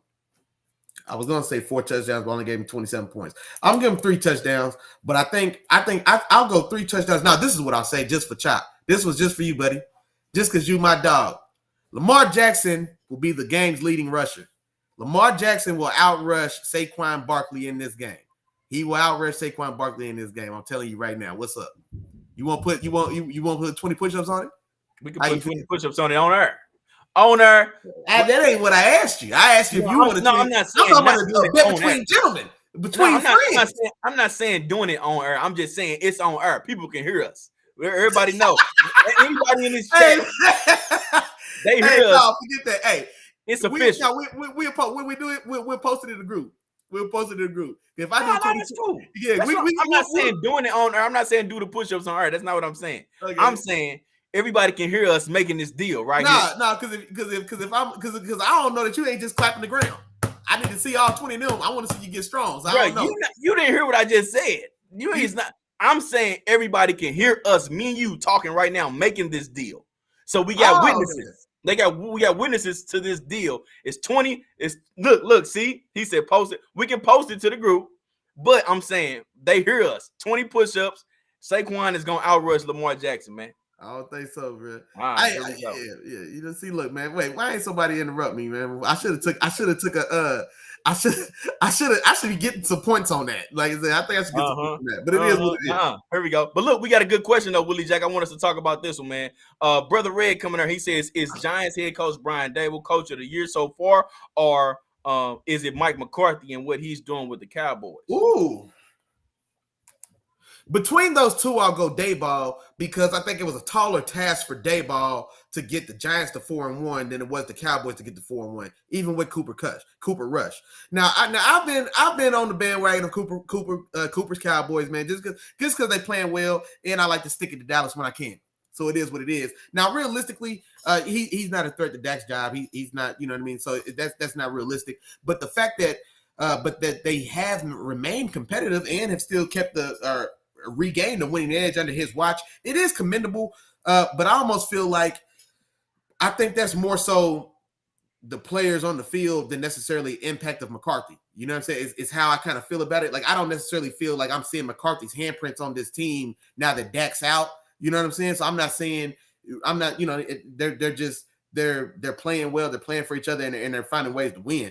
Daboll, his handprints are all over that team. You know what I'm saying? We've seen that week one in the go forward in the winning situation, and we've seen it thus far in the usage of Saquon Barkley and everything else. So I would give that between those two to Daboll to this point. Now I don't know if either one of those guys, and that's what I'm trying to think, if I would consider even Daboll, if I would consider him the coach of the year to this point. I mean, I haven't thought of it, but that's a good question as well. What do you think, Chop? To this point in the year, would you say one of these guys or the leaders on that front? Well, I'm trying to think. I don't see anybody else that you give it to right now. Right now, other than Brian Daboll, and it's for the reasons that you said. Like, I think he's had a taller task than anyone in the NFL right now, as far as, you know, the record wise. You look at the records, of course. You know, you look at some of the better teams in the league, and you know those are the guys that you shoot for when it comes to the coach of the year. But you look at the Giants team. Who's on the Giants? Most people can't even name them. You know what I'm saying? And then you compare them to the Cowboys. It's like, yeah, I understand you've been without your starting quarterback. So it's a tough task in itself to keep your team on par. But you already got a game changing defense. You know, so you got guys that get out the quarterback, guys that pick the ball off and turn the ball over on defense, and then you still got everything else in place on offense other than your quarterback. So essentially, you just needed your quarterback to come in and just be, you know, work that offense, don't make mistakes, and we still can have chances of winning because the talent around the rest of this team has been tremendous. So Brian Daboll is not the same. It's not the same talent-wise. You know what I'm saying? They haven't had a receiver to throw to all year. You know what I'm saying? Haven't had a Daniel Jones and Cooper Rush. I mean, they're not too far apart in terms of, you know, their skill level and what they bring to the table. You know what I'm saying? And then the Giants also don't have that game-changing defense. Daniel Jones and Cooper Rush ain't far apart? From what you've seen so far, I mean, tell me otherwise. No, I would still say Daniel Jones is more talented than Cooper Rush, though, man. Why? Because Daniel Jones has been the starter for the last 3 years. I don't give him that. Cooper Rush, from what I've seen from Cooper Rush this year so far, in all the games that he's played, it hasn't been less than what Daniel Jones has brought to his team. But here's the reason why I would say that, because Daniel Jones also doesn't have CD Lamb and Michael Gallup to throw to either way. We just said you just called on Wandale Moore to be a difference maker for Daniel Jones. But I think there is some credence to Daniel Jones. Now, not to say Daniel Jones is great, but he hasn't had an excellent roster around him until this year. He had only played like 3 games with Saquon Barkley, it feels like. You know what I'm saying? But he doesn't have real weapons. if we switch out Daniel Jones for Cooper Rush in Dallas, I don't know if they don't still win the games that, like, Daniel Jones can still win those games that Cooper Rush won. And he may, outside of maybe that first performance, because Cooper Rush didn't light it up. I think Cooper Rush had like 100 yards passing last year. Yeah, he just had 100 yards. So I think Daniel Jones, if he's in that chair, I think he can. I don't know, man. I don't want to go too hard on Daniel Jones like that. I'm not going too hard. Maybe he does have a huge. What I'm saying is they're in the same ballpark. They're in the same ballpark of quarterback as far as what they're bringing to the table. Like I'm not going to sit up here and say, all right, one is one is Pat Mahomes, but then the other one is Kirk Cousins. You know what I'm saying? That's a huge difference in my opinion. Okay. You know what I'm saying? But I will say that one is Kirk Cousins and one is Tannehill. You know what I'm saying? Like, if we look at that and say, all right, both of us can say, all right, one quarterback is better than the other, but that difference is not as drastic as, you know what I'm saying, some of the other differences if you put some quarterbacks together. So that's all that I'm saying. But like, Daniel Jones is, you wouldn't say he's a top 15, maybe even top 20. I would say both those guys are bottom 8, so bottom quarter of the league guys if we're ranking them. And that's kind of my point. It's like you got a bottom 8 quarterback with nobody to throw to as well. You know what I'm saying? So you working with that as a head coach, man. Hey, I got to give it to you. You 4-1 right now. Hey, that's solid, man. I got to give it to you. And right now, that's why I say I don't see anybody else being the coach of the year. You maybe can talk about Nick Sirianni, but I mean they loaded over there too. He just letting them do what they do. You know what I'm saying? And they coming away with these doubles. Yeah, how do we forget Nick Sirianni and those Eagles, man? Yeah, I ain't forget about him, but I would take that coach that's putting together some wins with this awful team versus this team that's got one more win than the other team with a lot of talent on it. You know what I'm saying? Yeah. So, but you know the winners get rewarded. You know what I mean? Just like MVP. MVP is the best quarterback on the winningest team, and it's not necessarily the best quarterback. You know what I'm saying? So the winning does come into play when the awards get handed out, but it's a little political. For sure. Good points though. Good points for sure. And Jarrell coming, he did say that Daniel Jones can use his legs. He has no receivers, but he can use his legs, and that will be the one of the things that I would say for sure Daniel Jones has above Cooper Rush, because Daniel Jones is a little athletic now. You know what I'm saying? He almost had like an 80-yard touchdown run if it wasn't for the turf monster a couple years ago. He got bit by the turf monster. I want to say 2 weeks ago as well. I don't think he was going to score on that one, but I don't know if he don't know how to slide or it was an ungraceful fall. But he just failed. I don't know what's going on. He's just a clumsy quarterback. That's what he is. That's a clumsy guy, man. But yeah, man. So that's where we kind of at with that. On to the next game, Willie Jacket. We going to Pittsburgh, man. We got to talk about your Steelers this week, man. And they got a unwelcome visitor coming in this week, Willie Jack. They got Tampa Bay coming into town. Willie, talk to you on this one, man. What's gonna happen, brother? Is this gonna be the week you pick against your boys? Actually, I think you picked against them last week when they had Buffalo, right? Yeah, I had to, man. Buffalo. I get you. I feel. It is what it is, man. You know what I mean? Now, in a defense that hasn't played well without TJ Watt, we're missing 3 starters in the secondary. So Minkah Fitzpatrick's out. Akilla Witherspoon's out, which could be a boom, which could be a benefit the way he had been playing when he was in. My dog Miles, if he's still in here, he can tell you that. Also, Levi Wallace and Cam Sutton are out. So all 3 of our top 3 corners are out. Minkah Fitzpatrick is out, our probably best defensive player currently right now. That's rough in the secondary. And that's it. Now the only thing about that is that no, Evans ain't good when the back are still playing. Julio's out, but it's Julio. So it is what it is. But yeah, no, man, I don't know, man. I have no expectations for the game at all, man. I don't want to get blown out, man. I can't take another 35 points, man. I can't take another 35 points whooping, man. But I've got Tampa Bay, Tom Brady, and them. I'll let you talk about the final points of the game if you like, man. I can't even do it, man. I'm taking Tom Brady and them 28 and my Steelers, man. I had gave us 20 originally. That's a very generous 20. Hey, but you know what? I'm gonna give y'all 38. I'm gonna give Tampa Bay 30, not 30, y'all 30. I'm sorry, Tampa Bay 38, and I say y'all put up 24 in this game. 38 to 24. Yeah, I give y'all 24.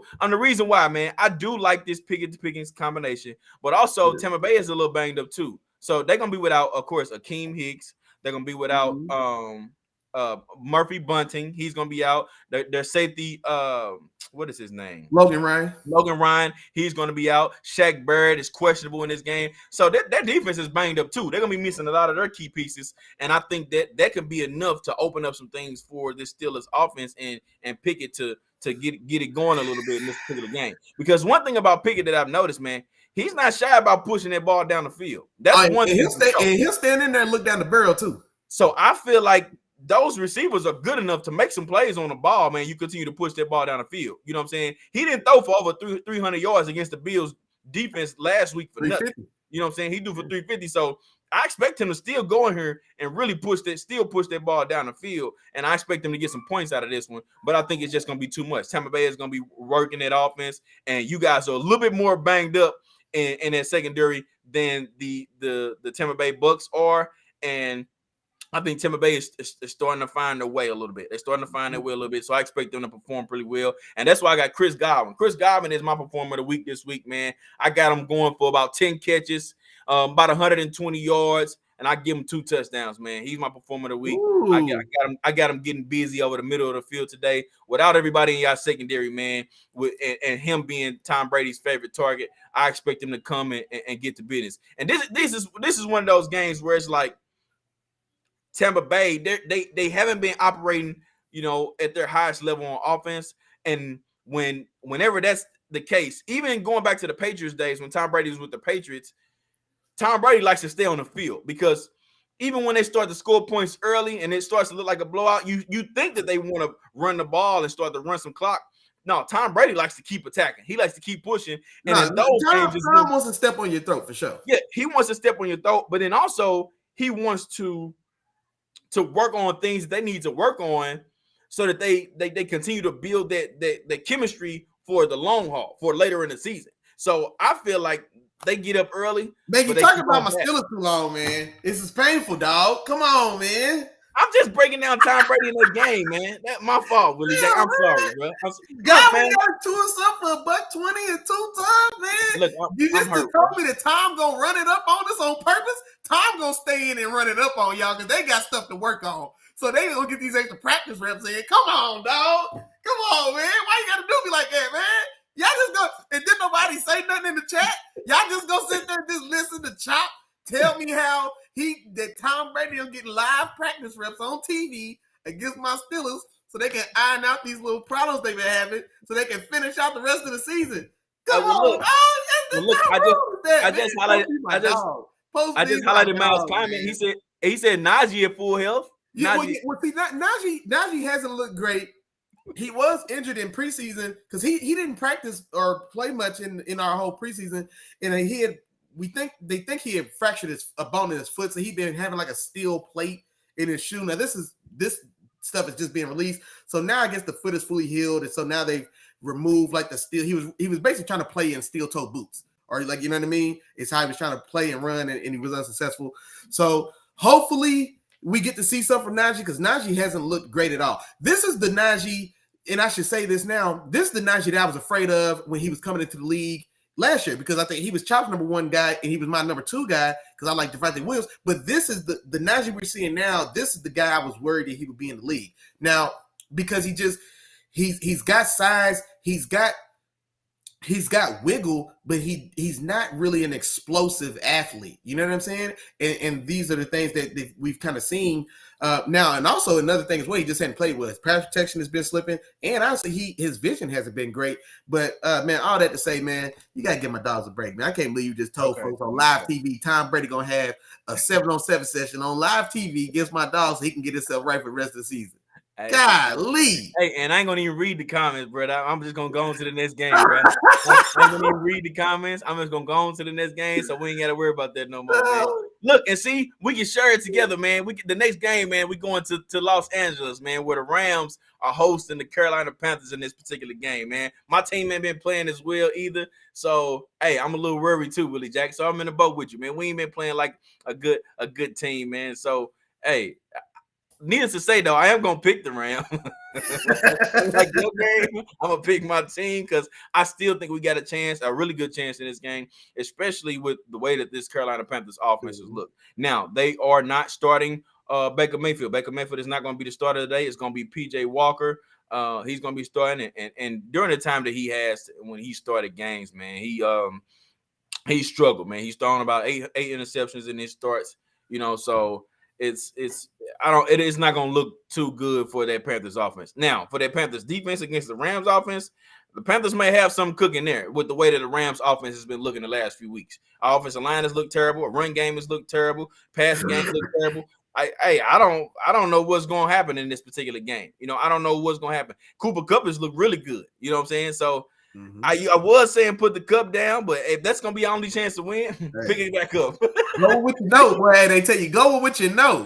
Pick it back up, man. Pick it back up. It's gonna be a rough one. I do think the Panthers get out the Stafford a little bit again today, but I don't think their team is going to have enough to actually overcome and beat the Rams, man. And I honestly, surprisingly, not surprisingly, with the way that the teams look, I got this as a low-scoring game, man. I don't think the Rams put up as many points. I'm going 17-10 final score of this game. It's going to be a low-scoring game because both of these offenses look terrible, but both defenses has looked good, though. The Rams defense at least has looked good. You know what I'm saying? So they playing some good ball. The Panthers defense is playing solid, too. So neither team puts up a lot of points in this game, but I think the Rams, they're just a little bit of a better team. They still have a little bit more star power. So I got 17-10 in this game. Now, this is one other thing I do want to see, too.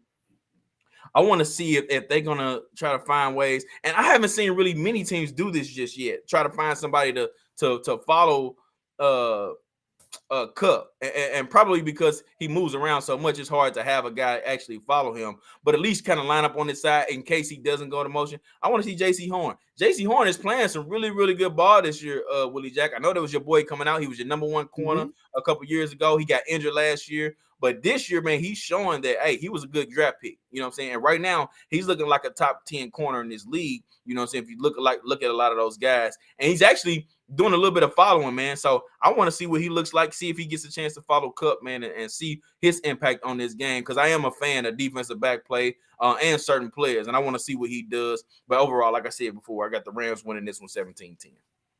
Gotcha. And I'm going to be short and sweet on this one, man. I'm going to take the Rams. I'm going to take the Rams comfortable. I got 27-10.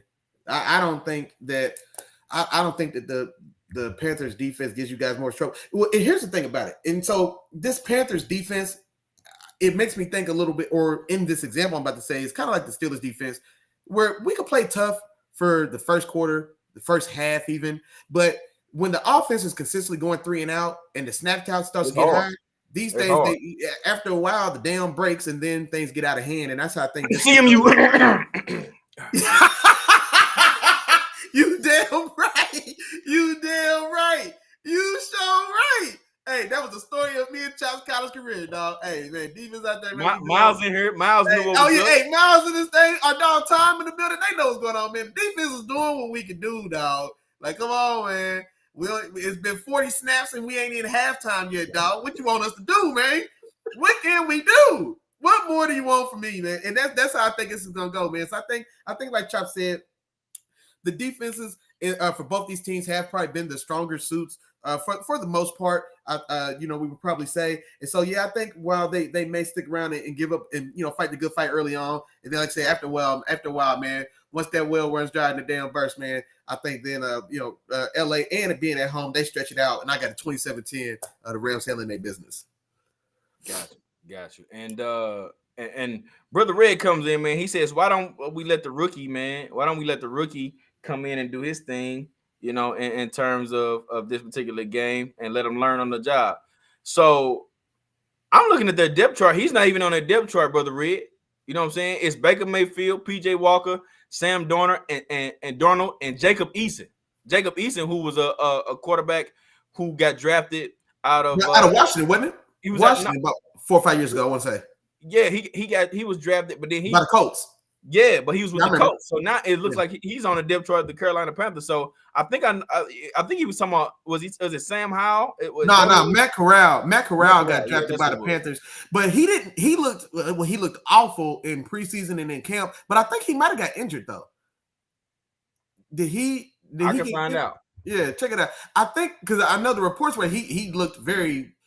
he didn't look great at all. He and this is a guy. That's why part of the reason this quarterback class was so poor, because a lot of these guys were just projects, like just across the board. Matt Corral wasn't any different. Yeah, so Matt Corral is out for the season with a foot injury. He's on. Okay, I was gonna say, I remember. So I thought he got hurt. Yeah. Okay, so but he didn't look good by any accounts. He didn't look great at all. He didn't look great at all, I guess, in what they had seen before he got hurt. But PJ Walker is. I like PJ Walker. He was a guy who made his name in that other pro league that it came up. It was the pro league that it came up, and they had actually kind of did well, but then the league had folded.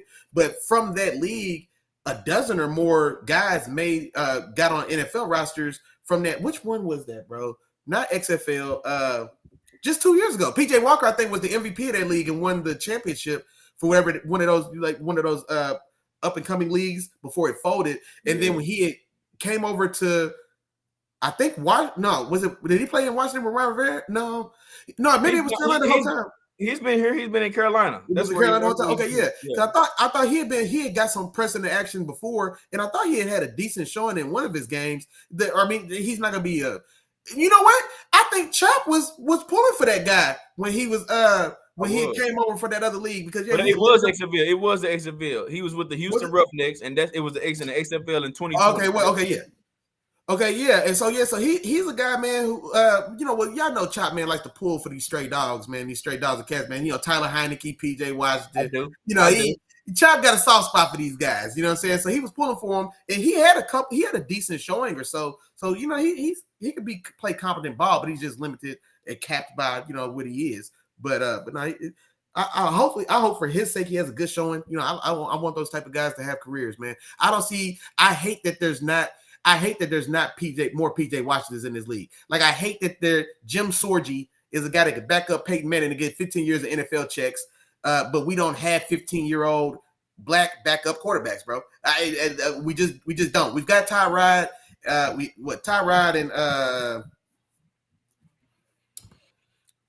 Josh Johnson's been in the league for a while. Josh Johnson as a third string guy floated around and maintained for a lot of time, but I'm talking about, like, I want to see, like, well, this is a different conversation, and maybe it kind of goes back to I don't want to get too distracted. I'm gonna let that go. But that's an avenue that I think I definitely want to see. I don't think there's not enough. I don't understand why there's not more black quarterbacks, black backup quarterbacks, and for whatever reason, man, it seems like if black quarterbacks are either starters or I don't know.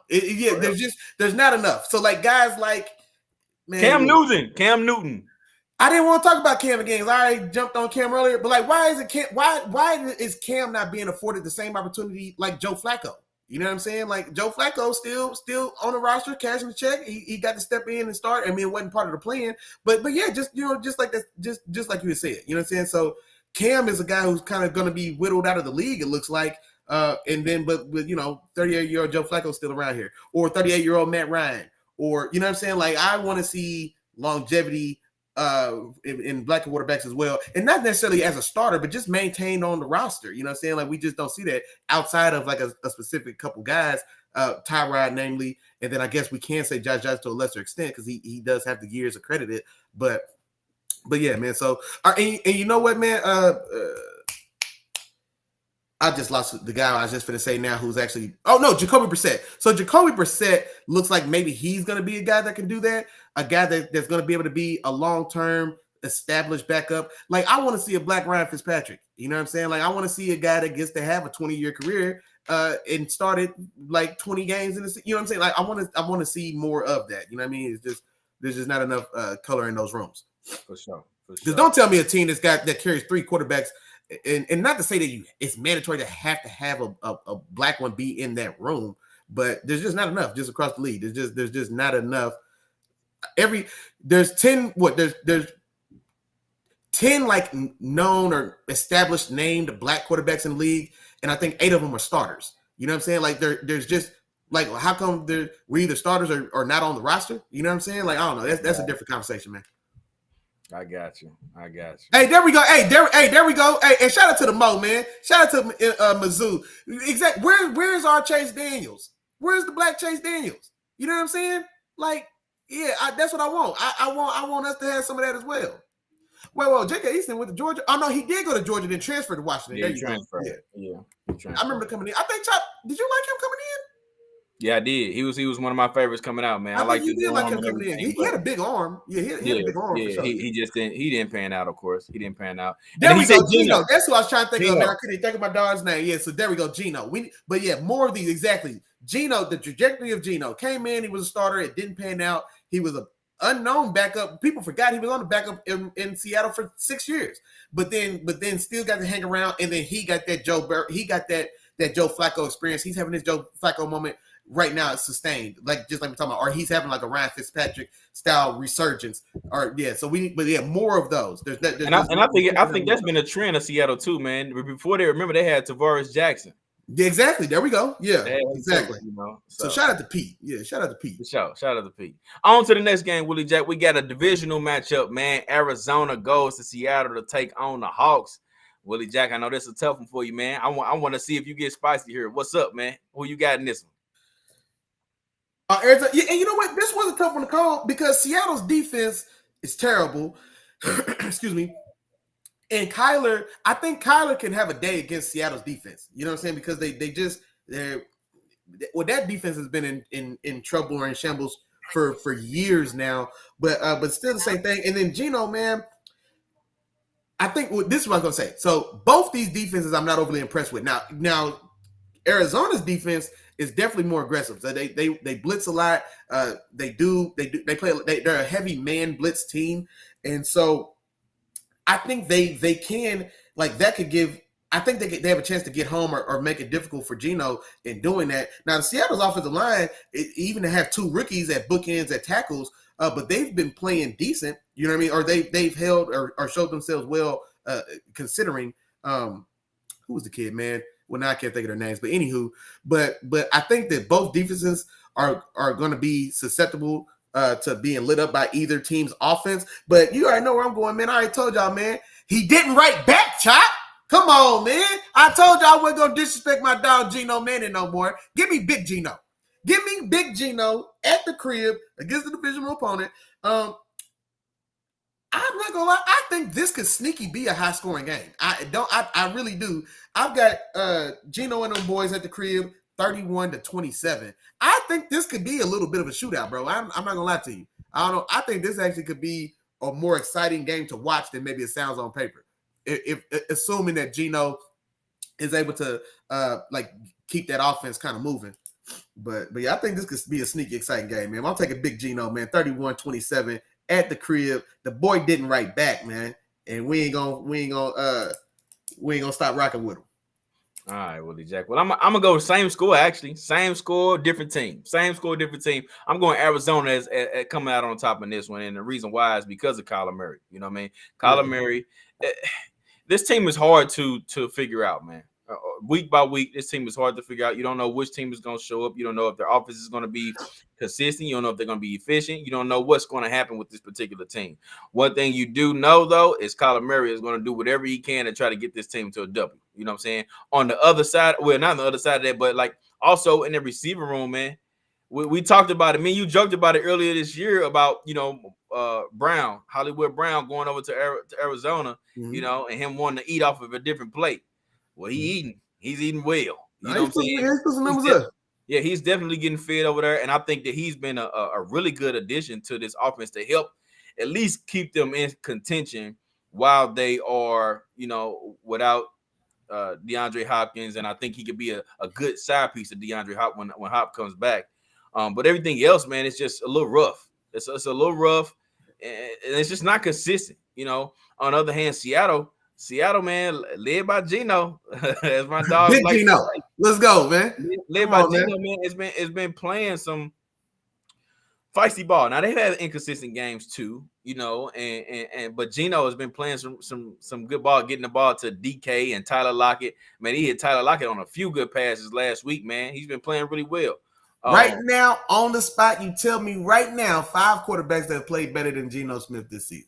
The 5 quarterbacks I had before. I got you still got the same 5? Because I think there's been some movement.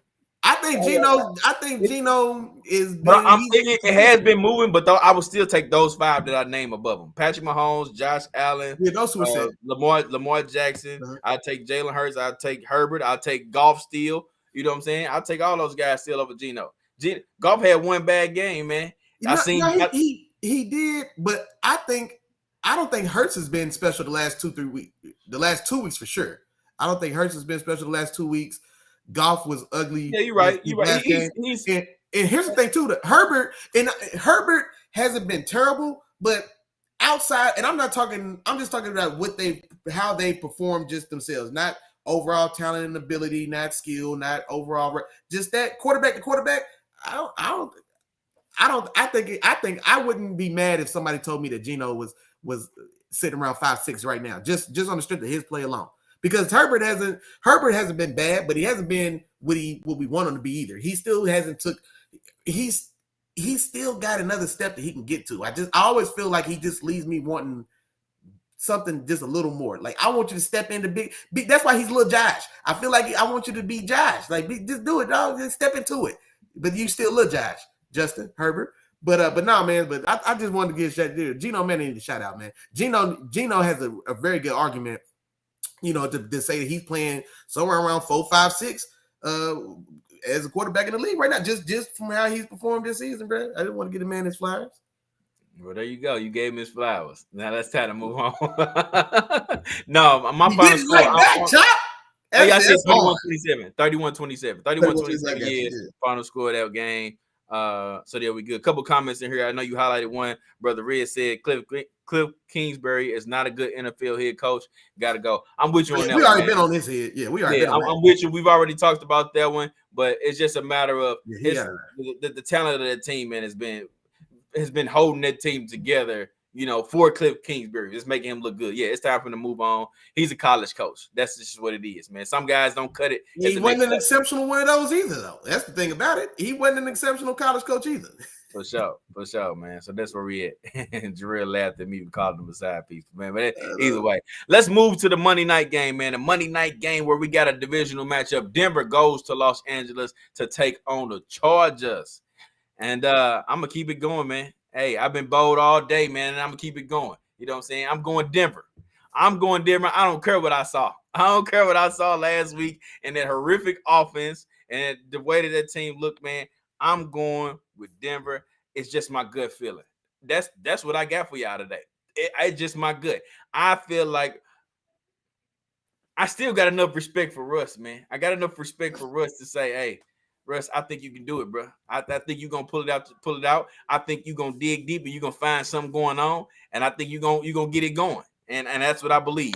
I think that defense is still one of the best in the league, playing in the top 5 level. And I think they're going to show up again today. And it's going to be a tough game. It's going to be a close one. I think this is going to be a much more entertaining game than a lot of people think when we come out and watch this one. One thing I do want to point out, too, with the Chargers defense, J.C. Jackson hasn't been the J.C. Jackson we used to seeing. He's been struggling a little bit over there. You know what I'm saying? So hopefully he can put it together because he's got another tough one. We know that if Russell Wilson don't do nothing else in this game, he at least going to feed Cortland Sutton that rock, man.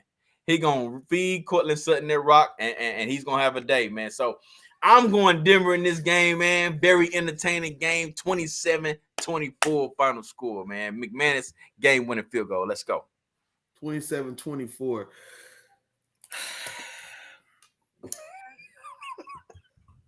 It pains me to the way I feel about Russell Wilson right now, man. And he's your stepson. I know, man. He was my favorite stepson for so many years, man. And then finally, I don't tell me you giving up. You giving up, Willie Jack? Don't tell me you giving up. No, not necessarily giving up, but he like to earn it back though. I ain't gonna give it back either though. I ain't giving up, but I ain't gonna give it back.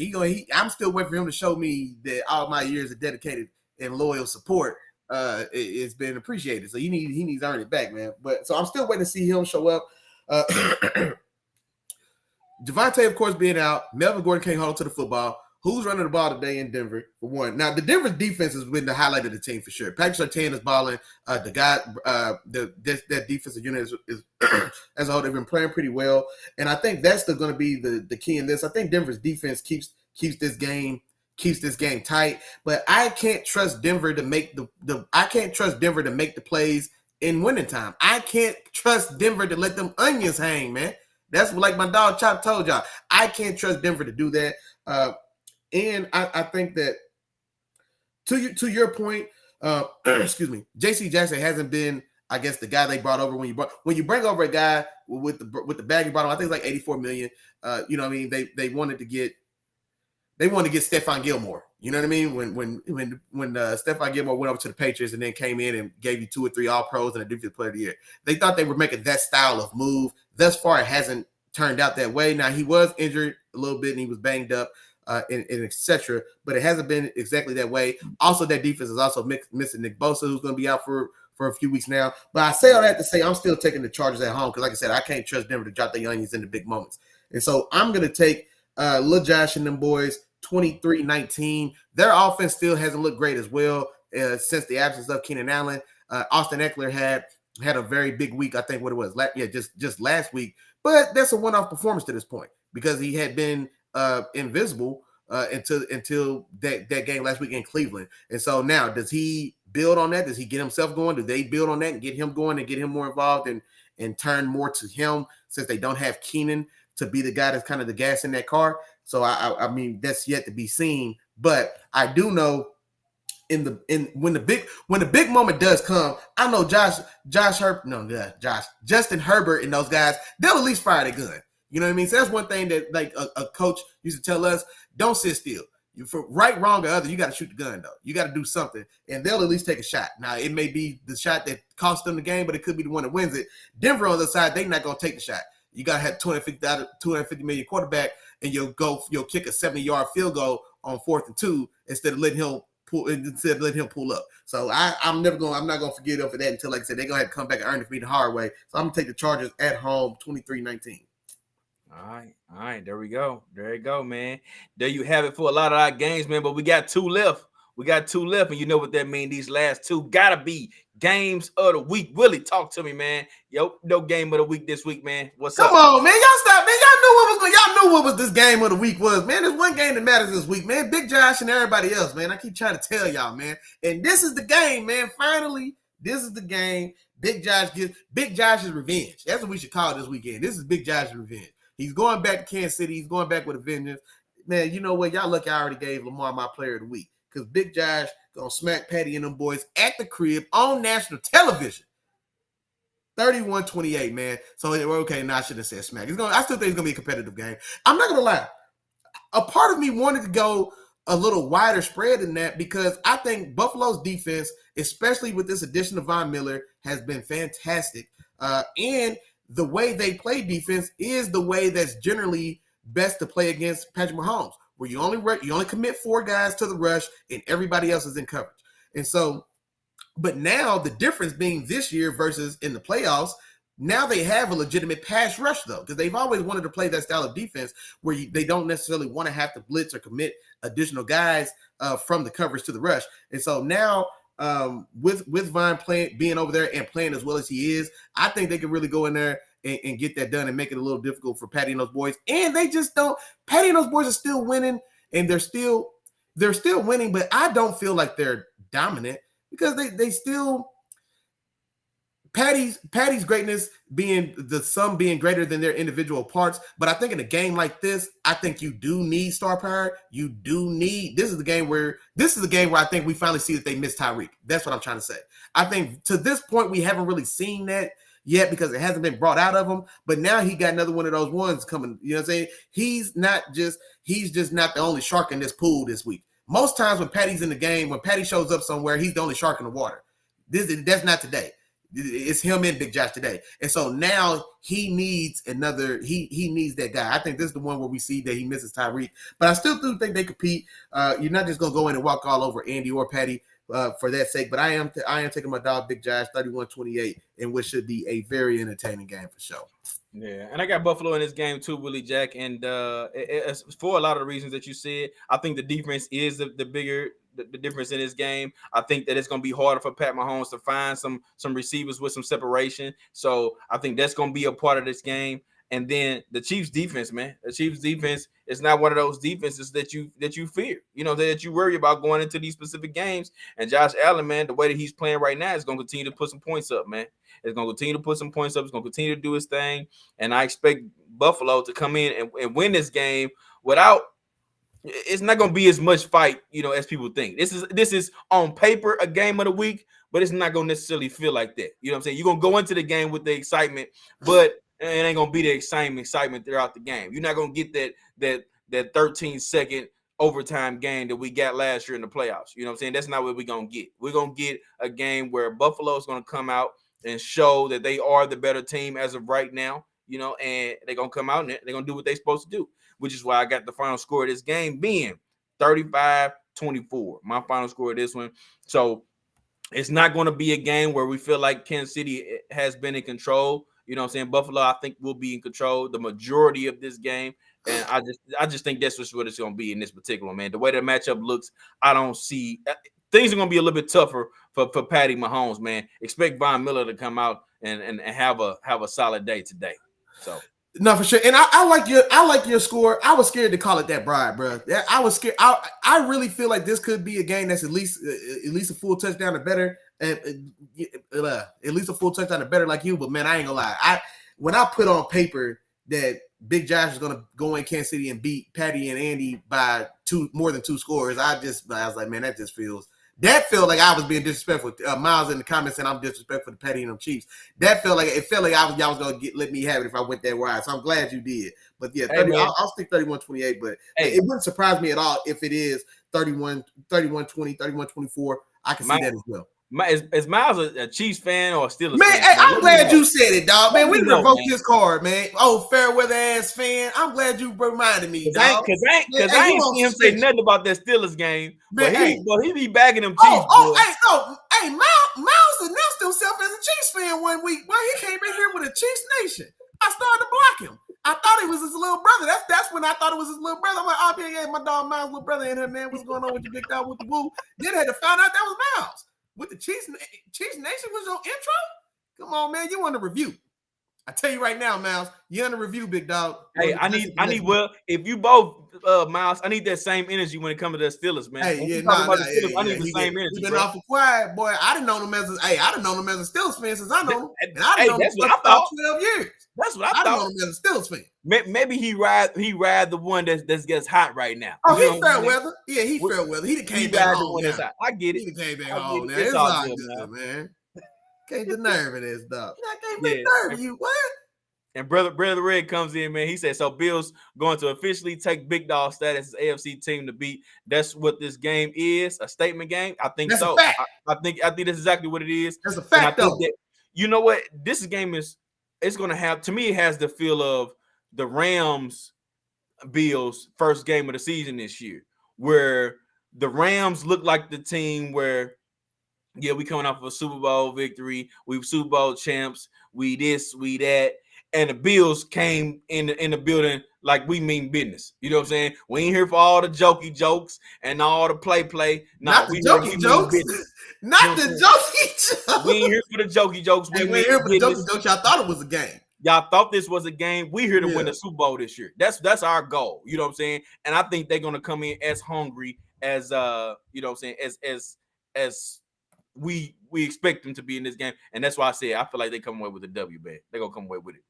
But on to my game of the week, man. The other game of the week this week, man, we got another one, man. It's been a lot of chatter down there in NFC East, man, about who's the better team or teams for real. You know what I'm saying? Who's the coach of the year? You know what I'm saying? Who is about it? Who's not about it? Whose team is it? Is it Dak's team? Is it Cooper Rush's team? You know what I'm saying? Is Jalen Hurts for real? Can he really carry this team? Is that defense legit over in Philly? It's a lot of questions going on over there, man. And we got a divisional matchup this week. We got Dallas going to Philly on Sunday night to take on the Eagles, man. And we talking about a big one here, man. We're talking about a big one. Hey, they should have put me on to announce this game. The way I just brought that game to the table, I just surprised myself, man. Hey. But yeah, anyway, a divisional matchup. Dallas going to Philly, man. Philly undefeated 5-0 right now against Dallas, the 4-1 team. This is going to be the toughest matchup yet for Dallas for sure. And for Dallas, this game can be the game where Cooper Rush can make a statement. He has an opportunity here. You know what I'm saying? If I'm Cooper Rush's partner, if I'm his brother, if I'm his daddy, you know what I'm saying? I'm having that conversation during the week, like, hey, bro, you got a big on this dude. You want to be a starter in this league? This the one. You got opportunity. This the one right here. You can come in this game. You light the Eagles up, bro. Dak, hey, you ain't got to worry about Dak. If you come in, you light the Eagles up this week for 3-4 touchdowns, 300 yards, and you look like one of them dudes, hey, bro, they going to have a conversation in that office. If I'm his cousin, his brother, his daddy, and his family, if I'm just his partner, I'm having that conversation. Hey, bro, this your opportunity, bro. Yeah. This your chance, dog. I'm living vicariously through you. You got an opportunity this week. So he got a chance to come in and do that. His defense going to back him up. I feel like his defense is going to back him up. They're going to give Jalen Hurts problems. We're going to see the inconsistent Jalen Hurts that we've seen the last couple of weeks, Willie Jack. We're going to see that. But on the other side of that, I think the Eagles defense, their team is just strong in general. The defense is strong. They've been playing some solid ball. They're playing some really, really sticky coverage, getting after the passer. So they're playing solid on the defensive side of the ball. And the offense, man, it's like they just wear you down. And that's the only question I have this game. Are they going to be able to wear this Dallas defense down? Are they going to be able to wear Michael Parsons, DeMarcus Lawrence, and all those guys down by continuing to run? Is Jalen Hurts going to be athletic enough this game to find his way out of some of those pressure situations with Michael Parsons coming down his throat? You know what I'm saying? I want to see, is he capable of that this week? And he's going to have to show it for sure. Overall, I'm going to go ahead and pick Philly in this game, man. I'm going Philly. Philly's at home. You know what I'm saying? Philly got the momentum going, and I think that their offense overall is just too much. You know what I'm saying? It just feels like it's like a giant, man. So any team that's gonna come and knock the Eagles down, you're gonna have to chop. It's like chopping the tree down, man. You gotta work. You gotta work all game long because they're gonna keep coming. It's gonna feel like they're a heavy weight, and you just gotta slowly knock them down. And I don't think the Dallas Cowboys are that team as of yet. You know what I'm saying? To be able to continuing to chop at this team. And I think it's going to come down to Cooper Rush. Even though I said if I'm his cousin, it's his opportunity. I still don't think he's quite that quarterback. So I got Philly winning this game in a close one. I'm going to say 2017. Okay, 2017. My bad, man. Something I just thought about, man, my fantasy lineup. I was like, man, hold on, man. I don't think I didn't fix my lineup. It just hit me just randomly, bro. And I'm in here scrambling. But no, I think my dog, day one game, Jarrell hit this game right on the head, man. He said, this is the game. Hold on, my fault. Let me find this out losing. My fault. Bro.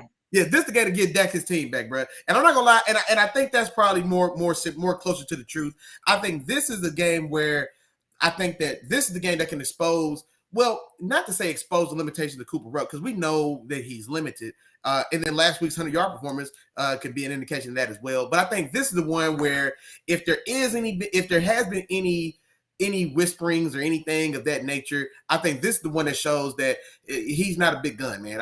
I would be very surprised to see the performance that you were talking about, 300 yards, 3 touchdowns, and really kind of making this and maybe giving some credence to some of the whisperings that are going around. In all seriousness, I think that's a tall order, man. Now, the reason that the way the Cowboys defense has been playing, though, this game is not going to be a wash or a walkthrough at all. And so that Cowboys defense is legit. Those boys are playing very well. I definitely want to see how Michael Parsons does against that Eagles offensive line, which is very stout. And then also how I want to see Jalen Hurts. I feel like I said before, I feel like Jalen Hurts has lost a little steam these last couple weeks.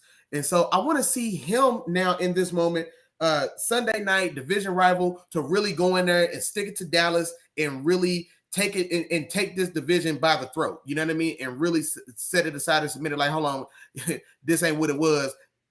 I'm the captain now. You know what I'm saying? Like, hey, we the captain now, Dallas. You know what I'm saying? So this is the performance I want to see from Jalen Hurts specifically. And I think the Eagles do handle business at home in this game. I do think it's going to be close. Like I said, I think both defenses play pretty well.